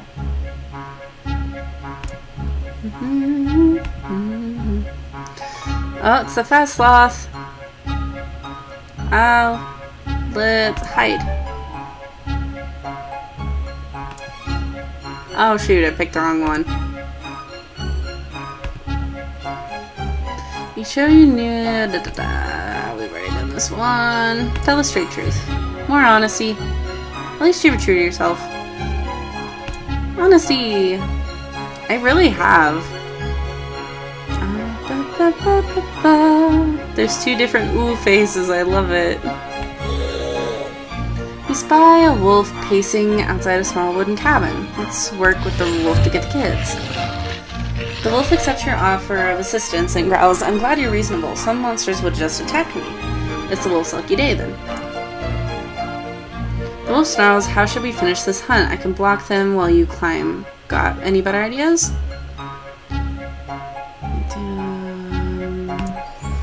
Let's do that one. The wolf paces from door to window, window to door, while you climb onto the roof of the cabin. That's through the weak spot! There wasn't a weak spot before, but there surely is one now. You smash and claw your way into the cabin where the goat kids are helpless before your strength. Sure, the goat kid's with the wolf. You and the wolf share a delicious meal, ensuring a continuing improvement in monster-wolf relations. Hey, PCG, how are you doing, buddy? Aw, PCG, I miss you, dude. Let's do the other woo face. You and Gobclaws come across an ant and a grasshopper, both locked in mortal combat, each is biting the other's back leg. Get involved in the buggy battle. Let me click on the buggy battle. As you reach for the bugs, Gobclaws holds you back. Isn't there a legend about bugs and wheat? Maybe we should be careful. What? Silly Gobclaws. No. Accept this timid advice and don't interfere. Silly Gobclaws, monsters, fears, not such things. Go ahead and interfere. Aw, jeez. I'm sorry to hear that you got sick. Which one should we pick? Accept the timid advice or tell Gobclaws that they're silly?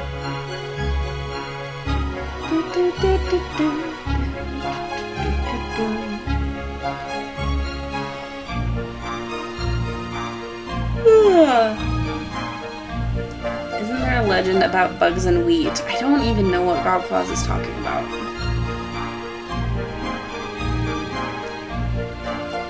Okay, let's accept.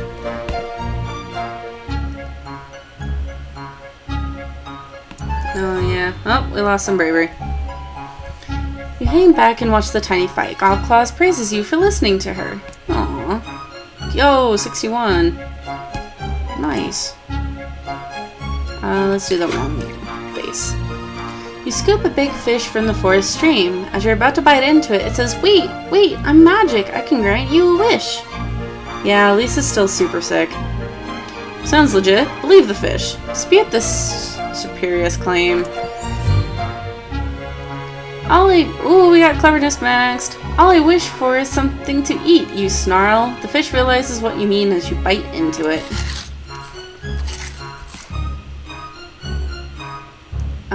Let's do our face. A pack of monsters set out to capture the honeybees, a special swarm that carries its high... Oh, I remember this one. Onward. Let's lurk. Okay, see you in a minute. Cool. You're growing old, my friend. Your body is very soft and you drip slime everywhere you go. It's getting hard to leave your hovel. Stay inside and think about this. It is your time and you know it. Unless you've lived well, your body will return to the slime from which it came. But if you have done well... What's that? Think about what happened... what's the noise outside? Go with them to dissolve or become an elder. Let's dissolve, because we're either going to get honesty or cleverness. Let's dissolve.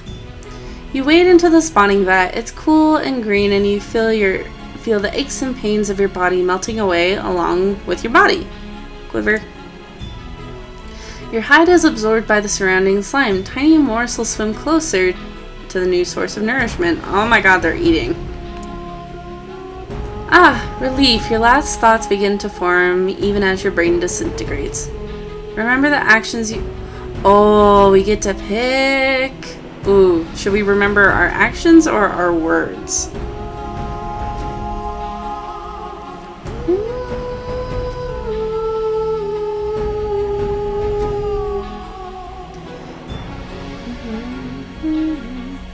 Which one should we pick, Allie?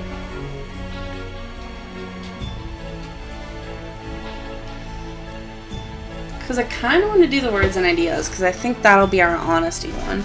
Actions! Hey, Elise! Well, Elise is here. Action time! As your body unravels in the slime, you dream of fighting, eating, and screaming, standing unafraid against frightening enemies, defending the innocent from those who would do them harm. Whoop, now we get to pick different ones.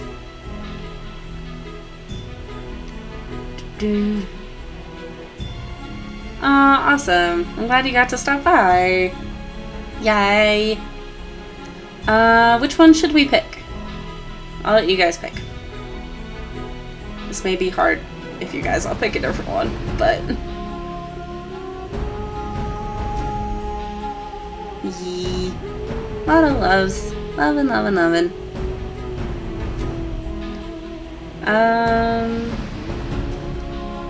Defending the innocent. Let's do that. Your body is gone now. You dream of kindness. Dream on.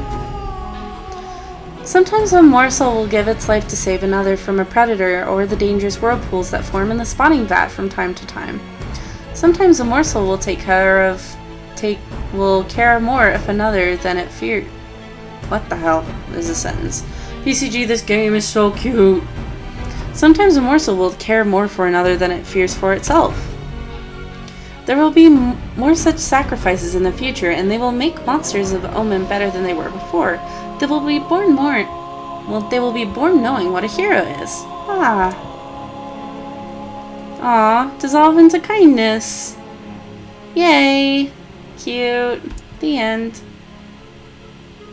And we only had 72% kindness. Whoop. So, okay. So for anybody who hasn't seen this yet, pretty much you get to live your whole life as a monster. And you get to decide what you do. Farewell, kind monster. Your essence will become part of all monsters from here until the end of time. For what it's worth. The end. That's so cute. I love that one. Okay, I think my voice has it in me to do one more. And that's it. Help me begin your story. How does it go again? Are we going to be actions and attitude monster or words and thoughts?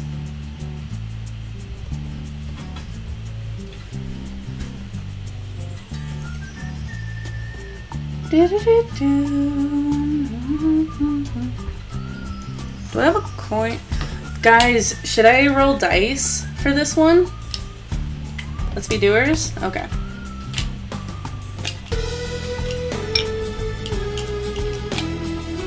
I really kind of want to do dice. Okay. I'll get out some of the ones that I think will be useful.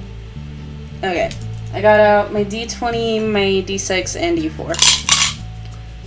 So, which one should I roll for this one?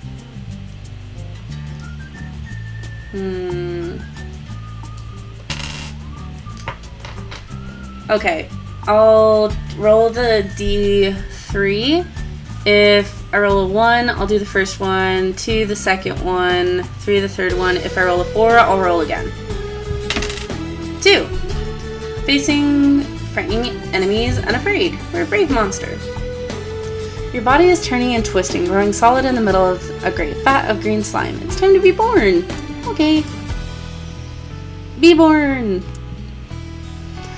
You awaken in the chilling season. I guess I'll just keep rolling this one. If it's an even, if it's an odd, I'll do the first one, and even, I'll do the second one. Even. I mean, odd. Odd. We're doing the odd one. We're trying to swim. Another morsel swims towards you. 2. Stop the biting. I don't know. What are we naming our child this time? Alright, same thing. 4. Roll again. Norbert. This is Norbert. 3. Unite other morsels. You speak. Your words are simple, but some of the morsels understand you. They converge on the biter. This aggression will not stand. Your tiny slimy flotilla frightens the bad morsel away. It retreats to the far end of the spawning vat. Patrol the vat and look for more trouble. Splash, flutter, splish, squeak. Another morsel is too weak to swim properly. It's sinking toward the bottom of the spawning vat. Alright, let's see what we roll. 2. Too bad these things happen. You watch the half-formed baby monster slip beneath the surface. It begins to break apart. Oh gosh. 4. Roll again. 3. Comfort the dying morsel. You swim down and pat the soft, yielding body of the little morsel with your arms. It shivers in fear, but you keep your claws sheathed. There. The The morsel is half its former size now, so small and utterly helpless. Its softening eye looks up at you with a vague expression of thanks. It stops shivering. Goodbye, little friend. Why does this game make me emotional? The morsel dissolves into sludge, and the sludge dissolves into slime. Nothing remains. Nothing but the memory of kindness. You've grown too big for the spawning vat. You must move on to the next stage of life and become a monsterling. Got any advice? You're going to get into some trouble, which is great. Adventure! Let's do the rat one. Some of the other monsterlings are stuffing slime and mushrooms into a rat's mouth. Nash Nash invites you to join the fun. It's gonna go boom! Frickin' Nash Nash. Alright, let's see. I don't know. Do you guys want to pick this one, or do you want me to roll for this one? Adventure! Adventure! Should I roll for this one, or do you guys want to pick this one? Because we haven't done this one yet. Join the fun and overstuff the rat. That's horrible. Intervene. Because we could leave it up to fate.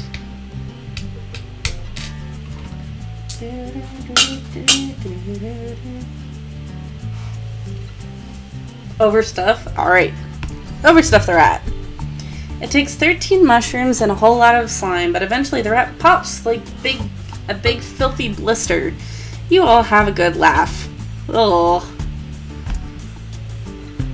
Gross. Let's do Snick. What's this noise from the spawning vat? Go and see. Screaming. That's what that noise is. You rush over. A big snake is eating helpless morsels. They moan and cry, but it doesn't stop. What? Bring it on, snake. Not your problem. They're just morsels. Who doesn't eat morsels? Eats them too. Oh, no. I'm gonna fight. I don't want any more little babies to die. You puff yourself up and approach the snake. It glances at you, then swallows another morsel whole. Stand between the snake and the morsels. Hey, snake. You're what's for dinner. Fear, not here. Wrestle the snake away from the vat. Which one should we pick? I'll roll and see what I get.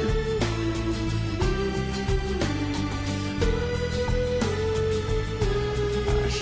2? Hey snake, you're what's for dinner. You pounce on the snake. It's 5 times your length and twice your weight, but your claws cut its scales like they were paper. Eat the snake, share the snake meat with the morsels, drive the snake away without killing it. I think let's share the snake with the little babies. Share the snake. Okay, the noises were cute and then it got weird. Soon you and the morsels are enjoying a meal of snake meat. The morsels peep with primitive gratitude. Aw, little peeps. Peep peep. Cute little peeps. Little baby peeps. Let's do the wolf. Suddenly a fox, that wasn't, okay. That wasn't a fox, but alright. Suddenly a fox runs into the cave. It yips, looks over its shoulder, and runs behind a big rock. Is that snarling and growling outside as well? Judging by the commotion, yes, there's a pack of wolves in hot pursuit. They seem reluctant to come into a cave full of monsters, even little ones like you. Get all the monsterlings to make noise, scare the wolf away, get the fox out from behind the rock, run out and attack the wolves. I'm gonna roll a dice for this one, because I'm kind of interested in seeing any of them. Get all the monsterlings to make noise. Yo, we got a lot for that one. Monsterling laughter can be disturbing if you're not ready for it. The wolves soon run off, fearful for their lives.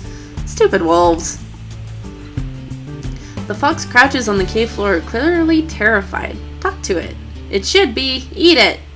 Leave the fox alone. What should we do with the foxy bay?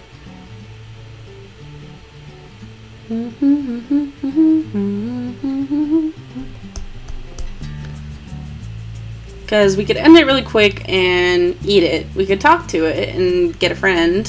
Talk? Okay, we talk. This one doesn't seem to be like a talking fox. Just a fox. Okay. The fox crouches on the cave floor, clearly terrified. It should be. Eat it up, leave the fox alone. So, this fox does not talk.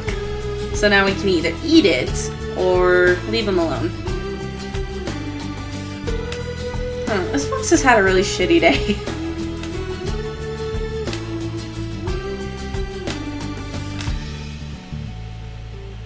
Allie, no. Nom nom. Oh my god.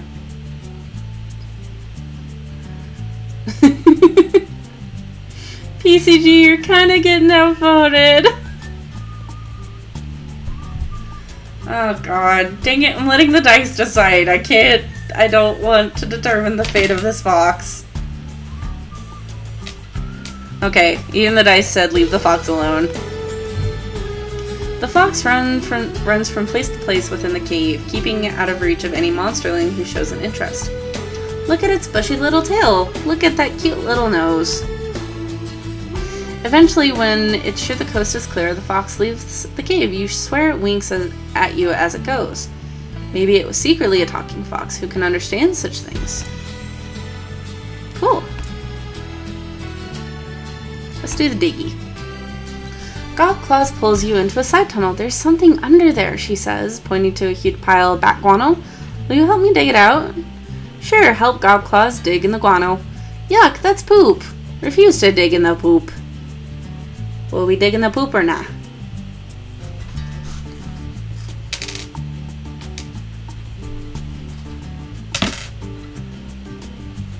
I know what the dice says. Now I want to know what you guys say. Dig in the poop. That's 2 for the poop. We lost cleverness. Gobclaw starts digging on the left and you dig on the right. She's right. There's something solid under all this poop.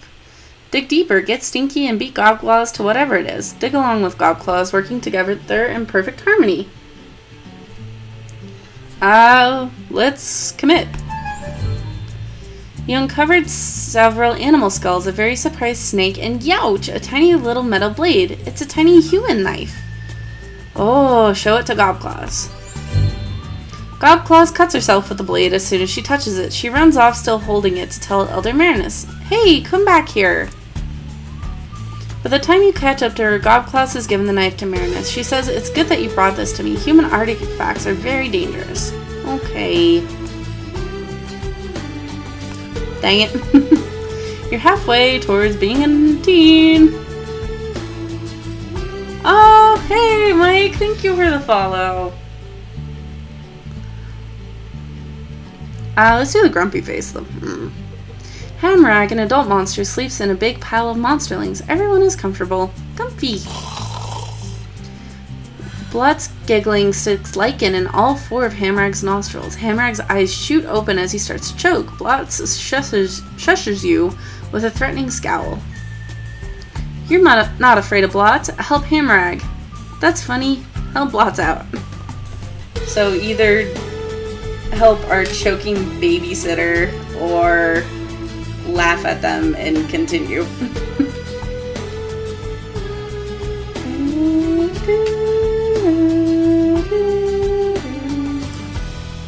I'll roll dice.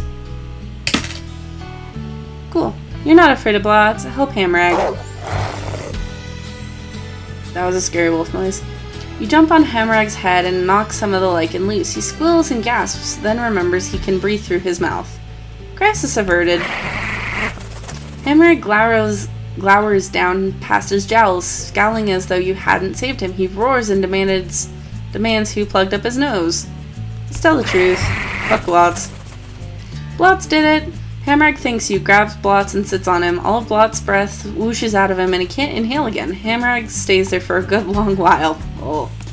Rip Blotz. I love the little background monsterlings. They're so cute. Like there's us. Blizz Tree, talk. And then there's this little dude that just looks like a weird Tamagotchi looking thing, this little Slimer, and then the little ones hiding behind the rocks. Let's do the puddle. You notice a puddle of glowing slime at the back of the cave. It pulses like a heartbeat. Blotz shoves you toward it, daring you to eat it. Don't be human, baby. Show Blotz up and eat it. Blotz should have this. Get away from Blotz and the slime. Blotz should have this. Indeed, but how? Shove Blotz in the slime. Tell Blotz he can eat it himself. I think they swap around a little bit every time because there's been a couple new ones that we haven't seen yet. Should we shove Blotz into the slime or tell Blotz he can eat it himself? Go eat slime, Blotz.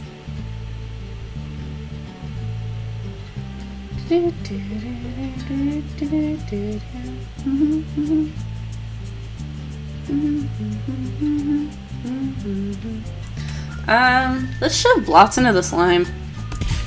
Rip Blotz. You grab Blotz and toss him right into the middle of the puddle. No, no! He scuttles away from the slime as the slime dissolves his claws and all the fur from his butt. Rip. Fight! Blizz Tree climbs on top of the lichen pile. She refuses to let any other monsterling eat, proclaiming herself ruler of the lichen pile. Charge, Blizz Tree. She's an idiot. Find an elder. Stabilize the pile. Gang up on her. Let's tell. Let's be a tattletale. You flee to the other side of the cave and tell Elder Marinus what's happening. Marinus asks, what do you expect me to do it? Solve your own problems. Dang it. Let's do this one. Nash Nash shows you a rock. It's the best rock in the whole cave. It looks a bit like a sleeping rabbit, but otherwise it's ordinary. Tell her she can find better. Nash Nash is always slapping you. Slap the rock out of her claws. She's dangerous. Tell a white lie. Oh, I'm sorry, Elise. I don't know. I'm kind of tempted to get some revenge on Nash Nash. It's freaking Nash Nash, man. Nash Nash is a dingus. You know what? Let's get some revenge on Nash Nash. It's stupid. Also, you smell like a wombat. You dash the rock to the cave floor, smashing it into a dozen shards. Nash Nash spreads her claws and rushes you. Get out of the way. Oh yeah? Fight Nash Nash. Fucking Nash Nash, let's go. The two of you wrestle and slash each other until you're exhausted. You win the fight, but only because she was already tired from lugging around that stupid rock. Cool, we beat Nash Nash. Oh my, you wake up and you find that you're no longer a little monsterling. You're growing up. Let's go with Elder Marinus. Da-da-da. Wait. Fall, fall, fall. A lot of falling. Cushion someone. Let's take charge. Help everyone work together. Spooky. Let's stand fast. Wait and say nothing. Bide our time. A small ghost coils around your foot like a cold, wet snake. The ghost moans, will you lend us some of your blood so we may go on? Let's attack it this time. You scream and leap. The ghosts are insubstantial, swirling around your claws like nothing at all. Nothing at all? Nothing at all. Stupid spectral monsters. They laugh at you and prove that they're not entirely untouchable. Thin tendrils of mist circle your throat and begin to squeeze. Pass out. Oh wow, we're really ferocious. Oh my goodness. You wake up inside a well-appointed hovel. This is your home now. Start living in... Oh my god! Look at our baby! We're so cute! Oh my god, our little house is so cute too. I love it. We have oven mitts. Oh, we got two little. Brr. You're not sure exactly how, but the conversation in Porton Square has turned into a bragging contest. Suddenly everyone is looking at you, waiting. Boast your courage. You tell everyone how little meaning fear has for you. As you speak, you feel just a little braver. Then Blizz Tree asks, what about humans? What about humans? Blizz Tree asks, What if you met a human in the forest? Just one. What would you do? Say that you'd run and hide, brag that you'd walk right up to the human. Say that you'd hide, but watch the human in case they came closer to Omen. Let's brag. Whoop, that didn't work. Everyone stares at you. They clearly do not believe a word that you've just said. Cool. No squish. Let's go talk with the scapegoat. Scapegoat.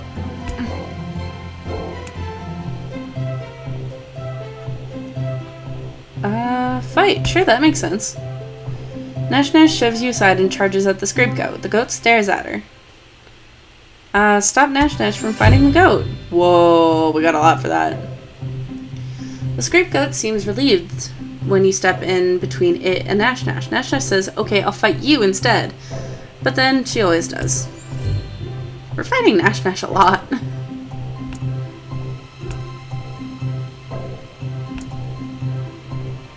Let's do the other face. Greed Blitz walks past your stoop. He stops, coughs, and tilts his head and proudly showing off his baseball hat. It makes him look ridiculous. What's baseball?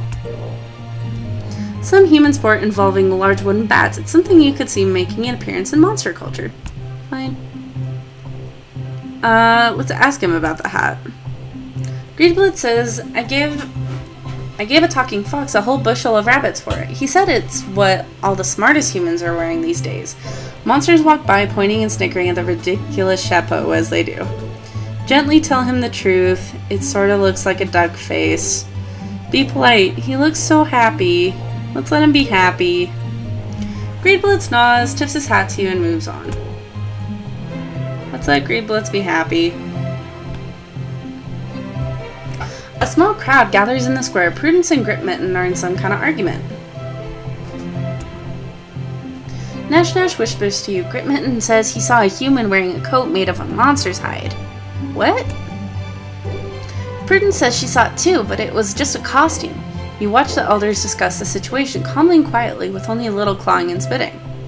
Investigate this by running off to the human city of Carmen. Whoa, we lost some cleverness.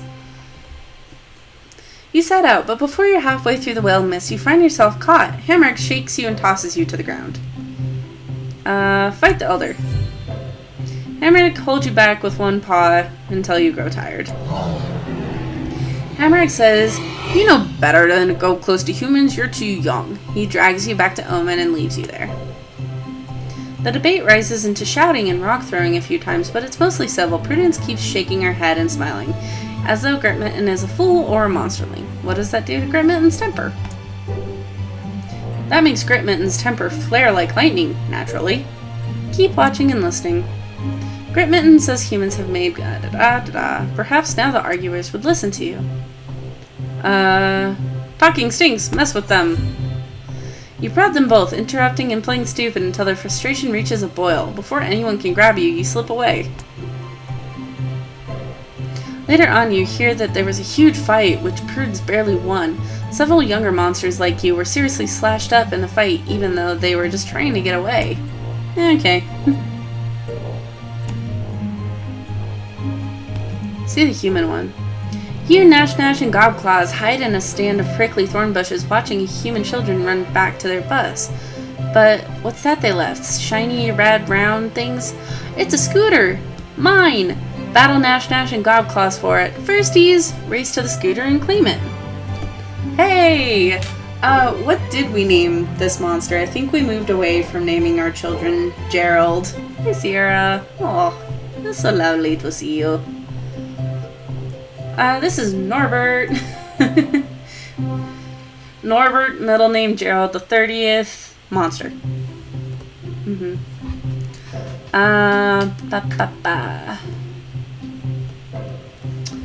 Let's do firsties.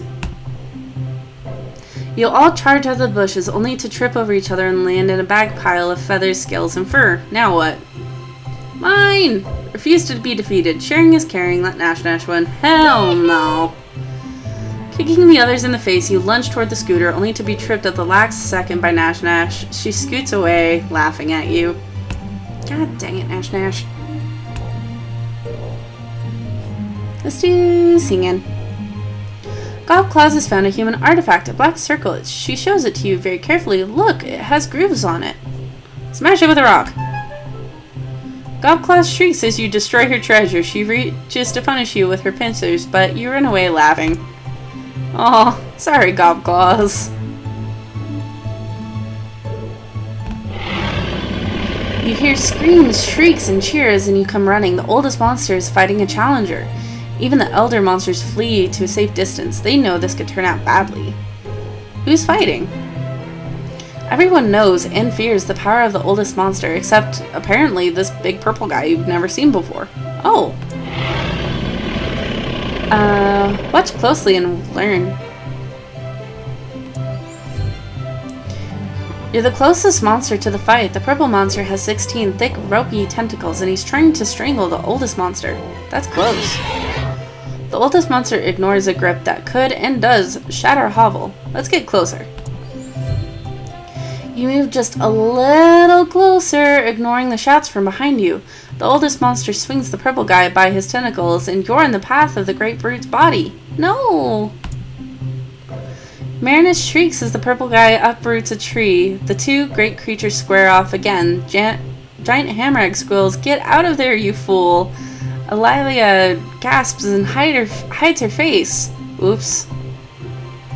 Marinus puffs herself up and rolls between the fighters like a great spiny boulder, trying to grab you and pull you out of there. Oh!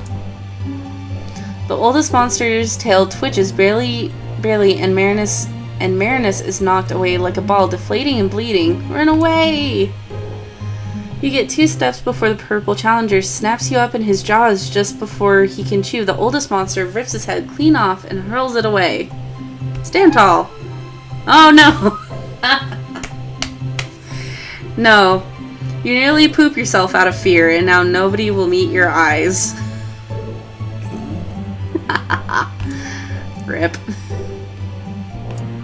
That was the last thing we did as a teen. Rip.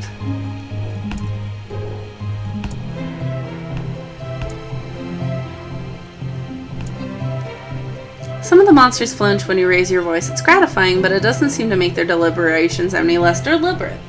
Eventually, though, they come to a decision. The ring of monsters shuffles closer to you, forming a tighter circle. Elders loom over you while the smaller adults crouch low. Your surroundings grow shadowy and dark. What do they want from you now? You see concern on some of their faces, but very little respect. Wait for them to assign you a task. Claws scrape against claws, teeth click against teeth, and snarls echo behind growls. You're ferocious, no doubt about that. Arr! Someone shakes out a sack. 5 angry weasels spill into the circle. They hiss and charge at you. Kill them! You jump high in the air and with a terrible shriek, landing in the midst of the startled weasel gang. Before they can escape, you scoop them all into your mouth and have bitten their heads off. Spray blood into the cheering crowd. Woo!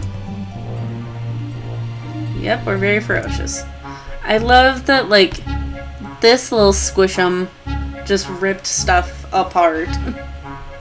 This is our cute, precious little squish'em. Our very ferocious little squish'em. Let's do this. Oh, this one. No, this is the one that...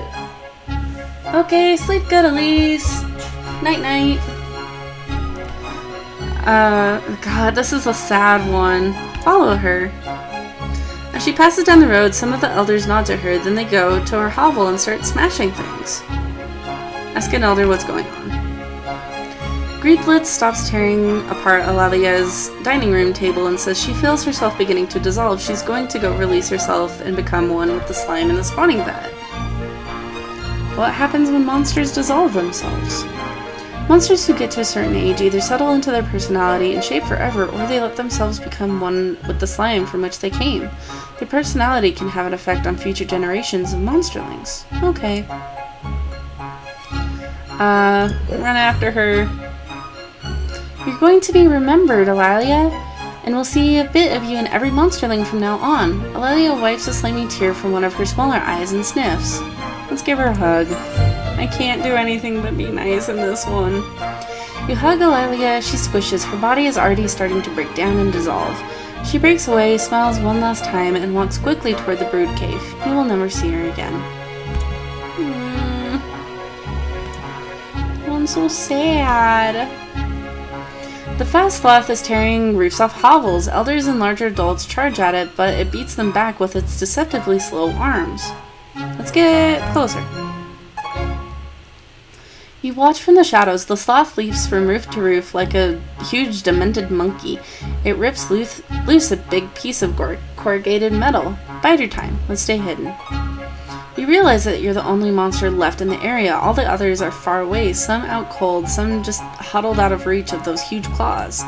Keep hiding. The sloth's claws clip a power line. Black fluid spills out and its matted fur crackles with electricity. The beast flees into the forest. Good riddance. Some monsters who didn't fight the sloth come running up to you. They cheer you for driving the creature away. Shake your head and admit you didn't do it, and split the difference. Take credit for distracting it, so it hit the power lines. The crowd is soon joined by the elders as they wake up after the fight. They say you're something of a hero today.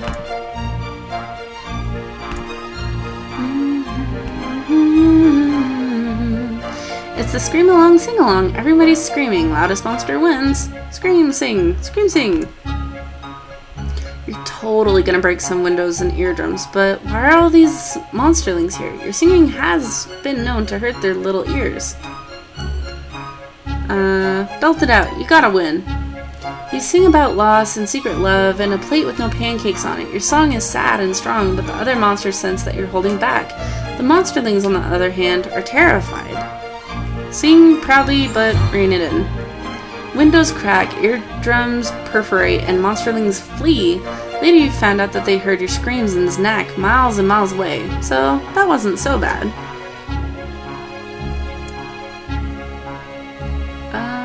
Let's lift rocks. All of Omen is abuzz. Elders glare angrily at everyone, then look back at the broken sign at the town gate. You look down at the little piece of the sign that you're holding and blush. Wait, what did you do again? Coming back from a hunt, you were so full of high spirits that you jumped up and slapped the sign. You slapped a little too hard with your claws. All of Omen is... All of Omen is abuzz. Elders glare anger... Oh, we already read that. Blizz Tree spots the bit of sign that you're holding. Hey, don't tell anyone that you broke it. It'll get fixed. This will all blow over. It's just an ill wind that blows nobody any good. Bygones be bygones. What's she going on about? Blizz Tree is often accused of thinking that she knows everything. This includes human cliches, all of them. Blizz Tree says, I can take care of this. Look, I took a bit of the sign too. I can slip some into Virok's hair when he isn't looking. Nobody ever believes him since he's always lying and stealing things. Stay silent. Nobody has any reason to blame you, so they don't. Well, that was easy. You and Blizz Tree go to your hovel for tea as someone shouts, Look what Virok has! Part of the sign! Not your problem, really. Nothing to see here. Oh no. As you sip your tea, you hear Virok protest. He stops and starts to cry as other monsters begin to howl. It sounds like he's in a lot of pain. This is good tea. You close the window, blotting out Virok's screams. Sip. Ah, shoot. Ooh, blood. You stalk the forest, hunting an elusive swift elk. Suddenly it emerges from the underbrush, lowering its antlers and pawing the ground. It's gonna charge. Perfect. Tear it apart. The elk charges and you duck under it, slashing a hole in its chest, but instead of a heart, you find nothing. The elk turns and catches you with its antlers and flings you into a tree. What the? The elk bounds away. It's unkillable. There's nothing unkillable after it. You keep chasing the elk until it pauses to take a drink from the stream. Then you spring at it without fear and tear it limb from limb, head from body, antler from skull. Rawr! Its pieces are still twitching as you devour them. You are filled with a strange heat, but soon it fades. How bracing! Other monsters comment on the new swagger in your step as you return to Omen.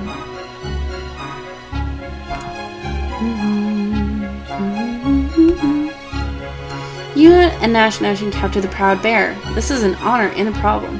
The Proud Bear has killed monsters, something rare in the animal kingdom. He stares at you.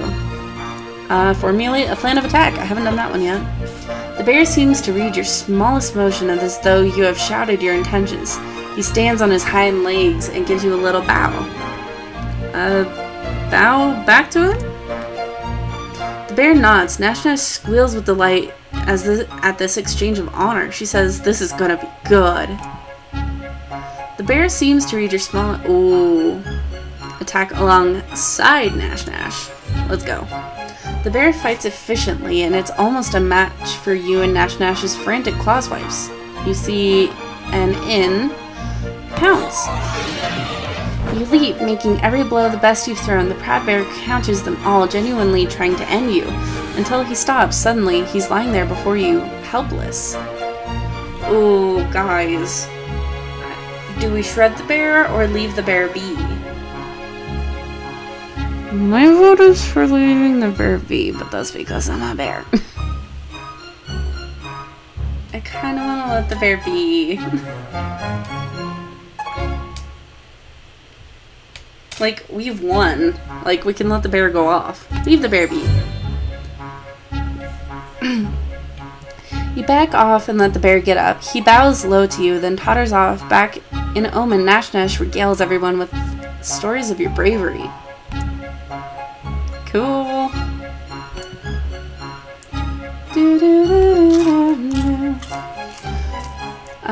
Oh, it's a squirrel one. A squirrel hops into a pool of sunlight, bright-eyed and bushy-tailed, ready to bury nuts and make something of itself. You drop on it from a branch, grab it, and twist its head off. Delicious decapitation. A young wolf suddenly leaps out in front of you, snaps the squirrel out of your claws, and runs off, laughing and barking. Let's turn the tables on the wolf. A second squirrel creeps up and pokes at the discorporated head of the first one. You grab the new squirrel and chew on it a little, thinking. Show everyone in Omen that you're smarter. You grab a few more squirrels and then pretend to be absolutely furious, stomping and waving your claws in the air. Such good acting. Next, you go back to Omen. You hand out squirrels, quietly telling everyone to hold them without eating them yet. Hey, you're standing right next to the scapegoat's pit. Indeed, the wolf tries her trick again, and you dodge. She falls into the pit, where the scapegoat greets her with scritchy horns and an intimidating three-eyed glare.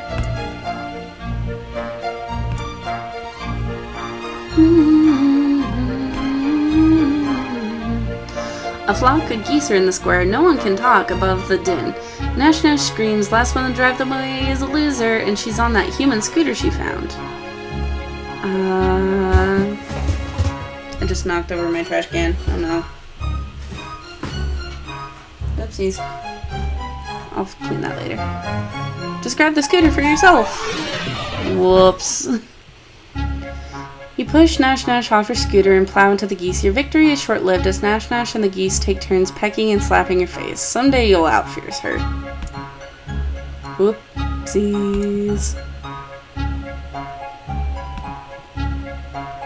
The spine doctor has asked you to catch a special fox. It limps, she says, and it coughs. I need it quickly, if at all. After it. You go forth into the forest, trailing the fox. As you get closer, you catch a glimpse of its ragged ears between two trees. The fox is limping, slowly. Get closer. As you draw near, you smell something sickly sweet. The fox jumps and vomits green matter onto the forest floor. Your claws tremble at the thought of touching it. Pursue the fox to the end of the forest and beyond. Fox sickness can't harm a monster. The fox tries to scare you off, and at the last moment by throwing up again. But you snatch it in your claws. Return to Omen and present the plague fox to the spine doctor. The doctor accepts the fox with delight. She nods to several patients waiting to see her. See? You see, friends? This one shows promise. Watch what she does with the fox. The spine doctor squeezes the fox, forcing it to throw up in a row of rat cages. She says, "Now I can use the rats to make medicine so we can cure animals we care about." Oh my god, she's making vaccine. Yo, that's cool. You're following a deer in the forest when the trail comes to an abrupt end just in front of a cave entrance. The hoof prints look strange, like the deer doubled back, walking backwards in its own tracks. It's a trap! Okay, so what do you do about it, smart monster? Get away from the cave quickly. Clearly you should fight the trap. Turn the trap against the deer. You walk into the cave and find Hamrag taking one of his famous naps. The huge monster is known for his irritability when he's awakened. A twig snaps in the bushes. The deer is fleeing. Wait for the deer to come to you. You wait and wait, but the deer has slipped away like a shadow. Oh no. Let's politic. With the snake. The sweet, sweet snake. The snake moon is rising in the sky and it's time to gather snakes for the ritual. Let's go get some snakes. Keep catching them alive.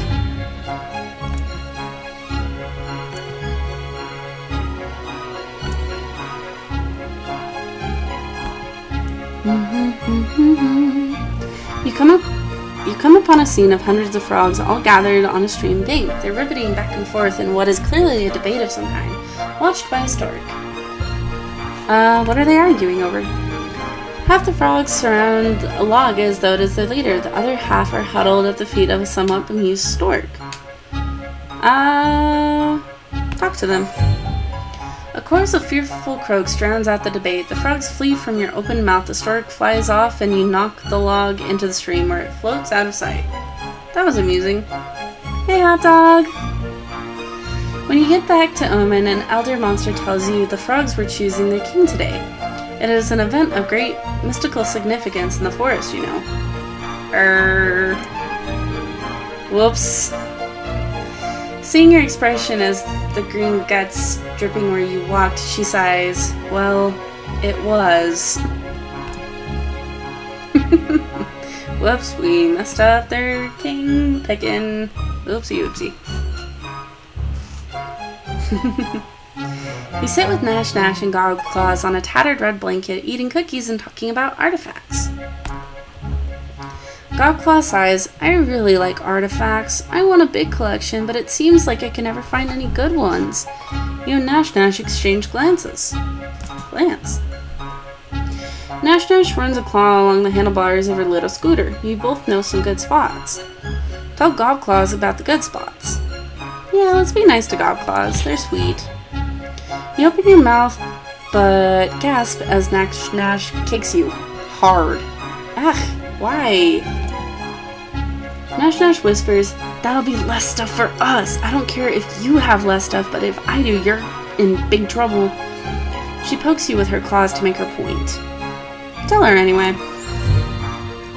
Gogclaws clicks her pincers happily as she does a little dance of thanks. She scuttles off into the woods to check out the places you described. What about Nash Nash? Nash Nash makes good on her promise of big trouble in the form of a thorough drubbing. You crawl back to your home, exhausted and bleeding. Nash Nash is kind of an asshole. Let's do the rah face. You're bringing home a human coat you found hanging on a tree when you see a cat waving at you. Wave back.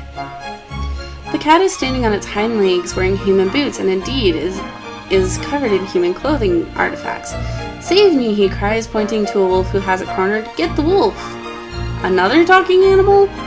Sure, why not? Tear it to shreds. Attack the wolf cautiously. Something's not right. Another talking animal? So many. There must be something in the water. Okay, cool. Talk some sense. I'm gonna roll my dice. Because I don't know. 4. Roll again. Talk some sense at everyone. Who knew talking cats had flick knives? This one does at least. It jabs you like a human would, then flees as you howl in pain. And it took your new coat. Cats.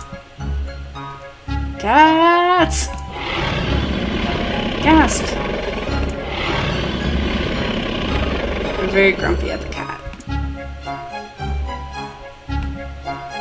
We just got shanked by a freaking cat. Wild chickens are back in season, as delicious as they are mean. They're loose within the whale mist, and the monsters are all hunting them down. Pfft, chickens? Lame. Forget about it. Find some eggs and just eat those. Get out there and hunt those wild chickens! Deep in the woods, you're looking for a chicken scratch when you literally stumble over a hen guarding a cluster of chicks. The hen clucks and caws at you. Look at that hen, she's huge! Fight the hen! Drive the weakest chickens away from their protector. Let's fight the hen. Though clucking makes your blood turn cold, you seize the great hen and fight until you're both a mess of feathers and blood. But victory is savory. Nash Nash cheers so hard that two chickens she hasn't killed yet escape her grasp. Okay. Cool, we kinda went up to Nash Nash. You're growing old, my friend. Your body is very soft and you drip slime everywhere you go. It's getting hard to leave your hovel. Let's embrace our fate. A group of elders is waiting at the door of your hovel. They've seen your drippings and they know it's time for you to dissolve or ascend. Go with them. Let's dissolve. Because my voice is dying and I don't think I can do the elder bit. You wade into the spawning vat. It's cool and green and you feel the aches and pains of your body melting away along with your body. Clever. Your hide is absorbed by the surrounding slime. Tiny morsels swim closer to the new source of nourishment. Melt. Ah, relief. Your last thoughts begin to form even as your brain disintegrates. Which one?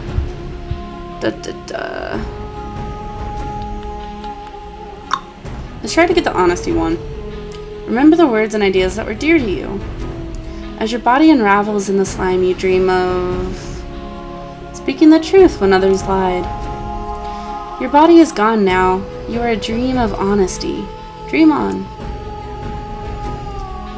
One fine day there will be pain and death and horror, but a monsterling will stand against it.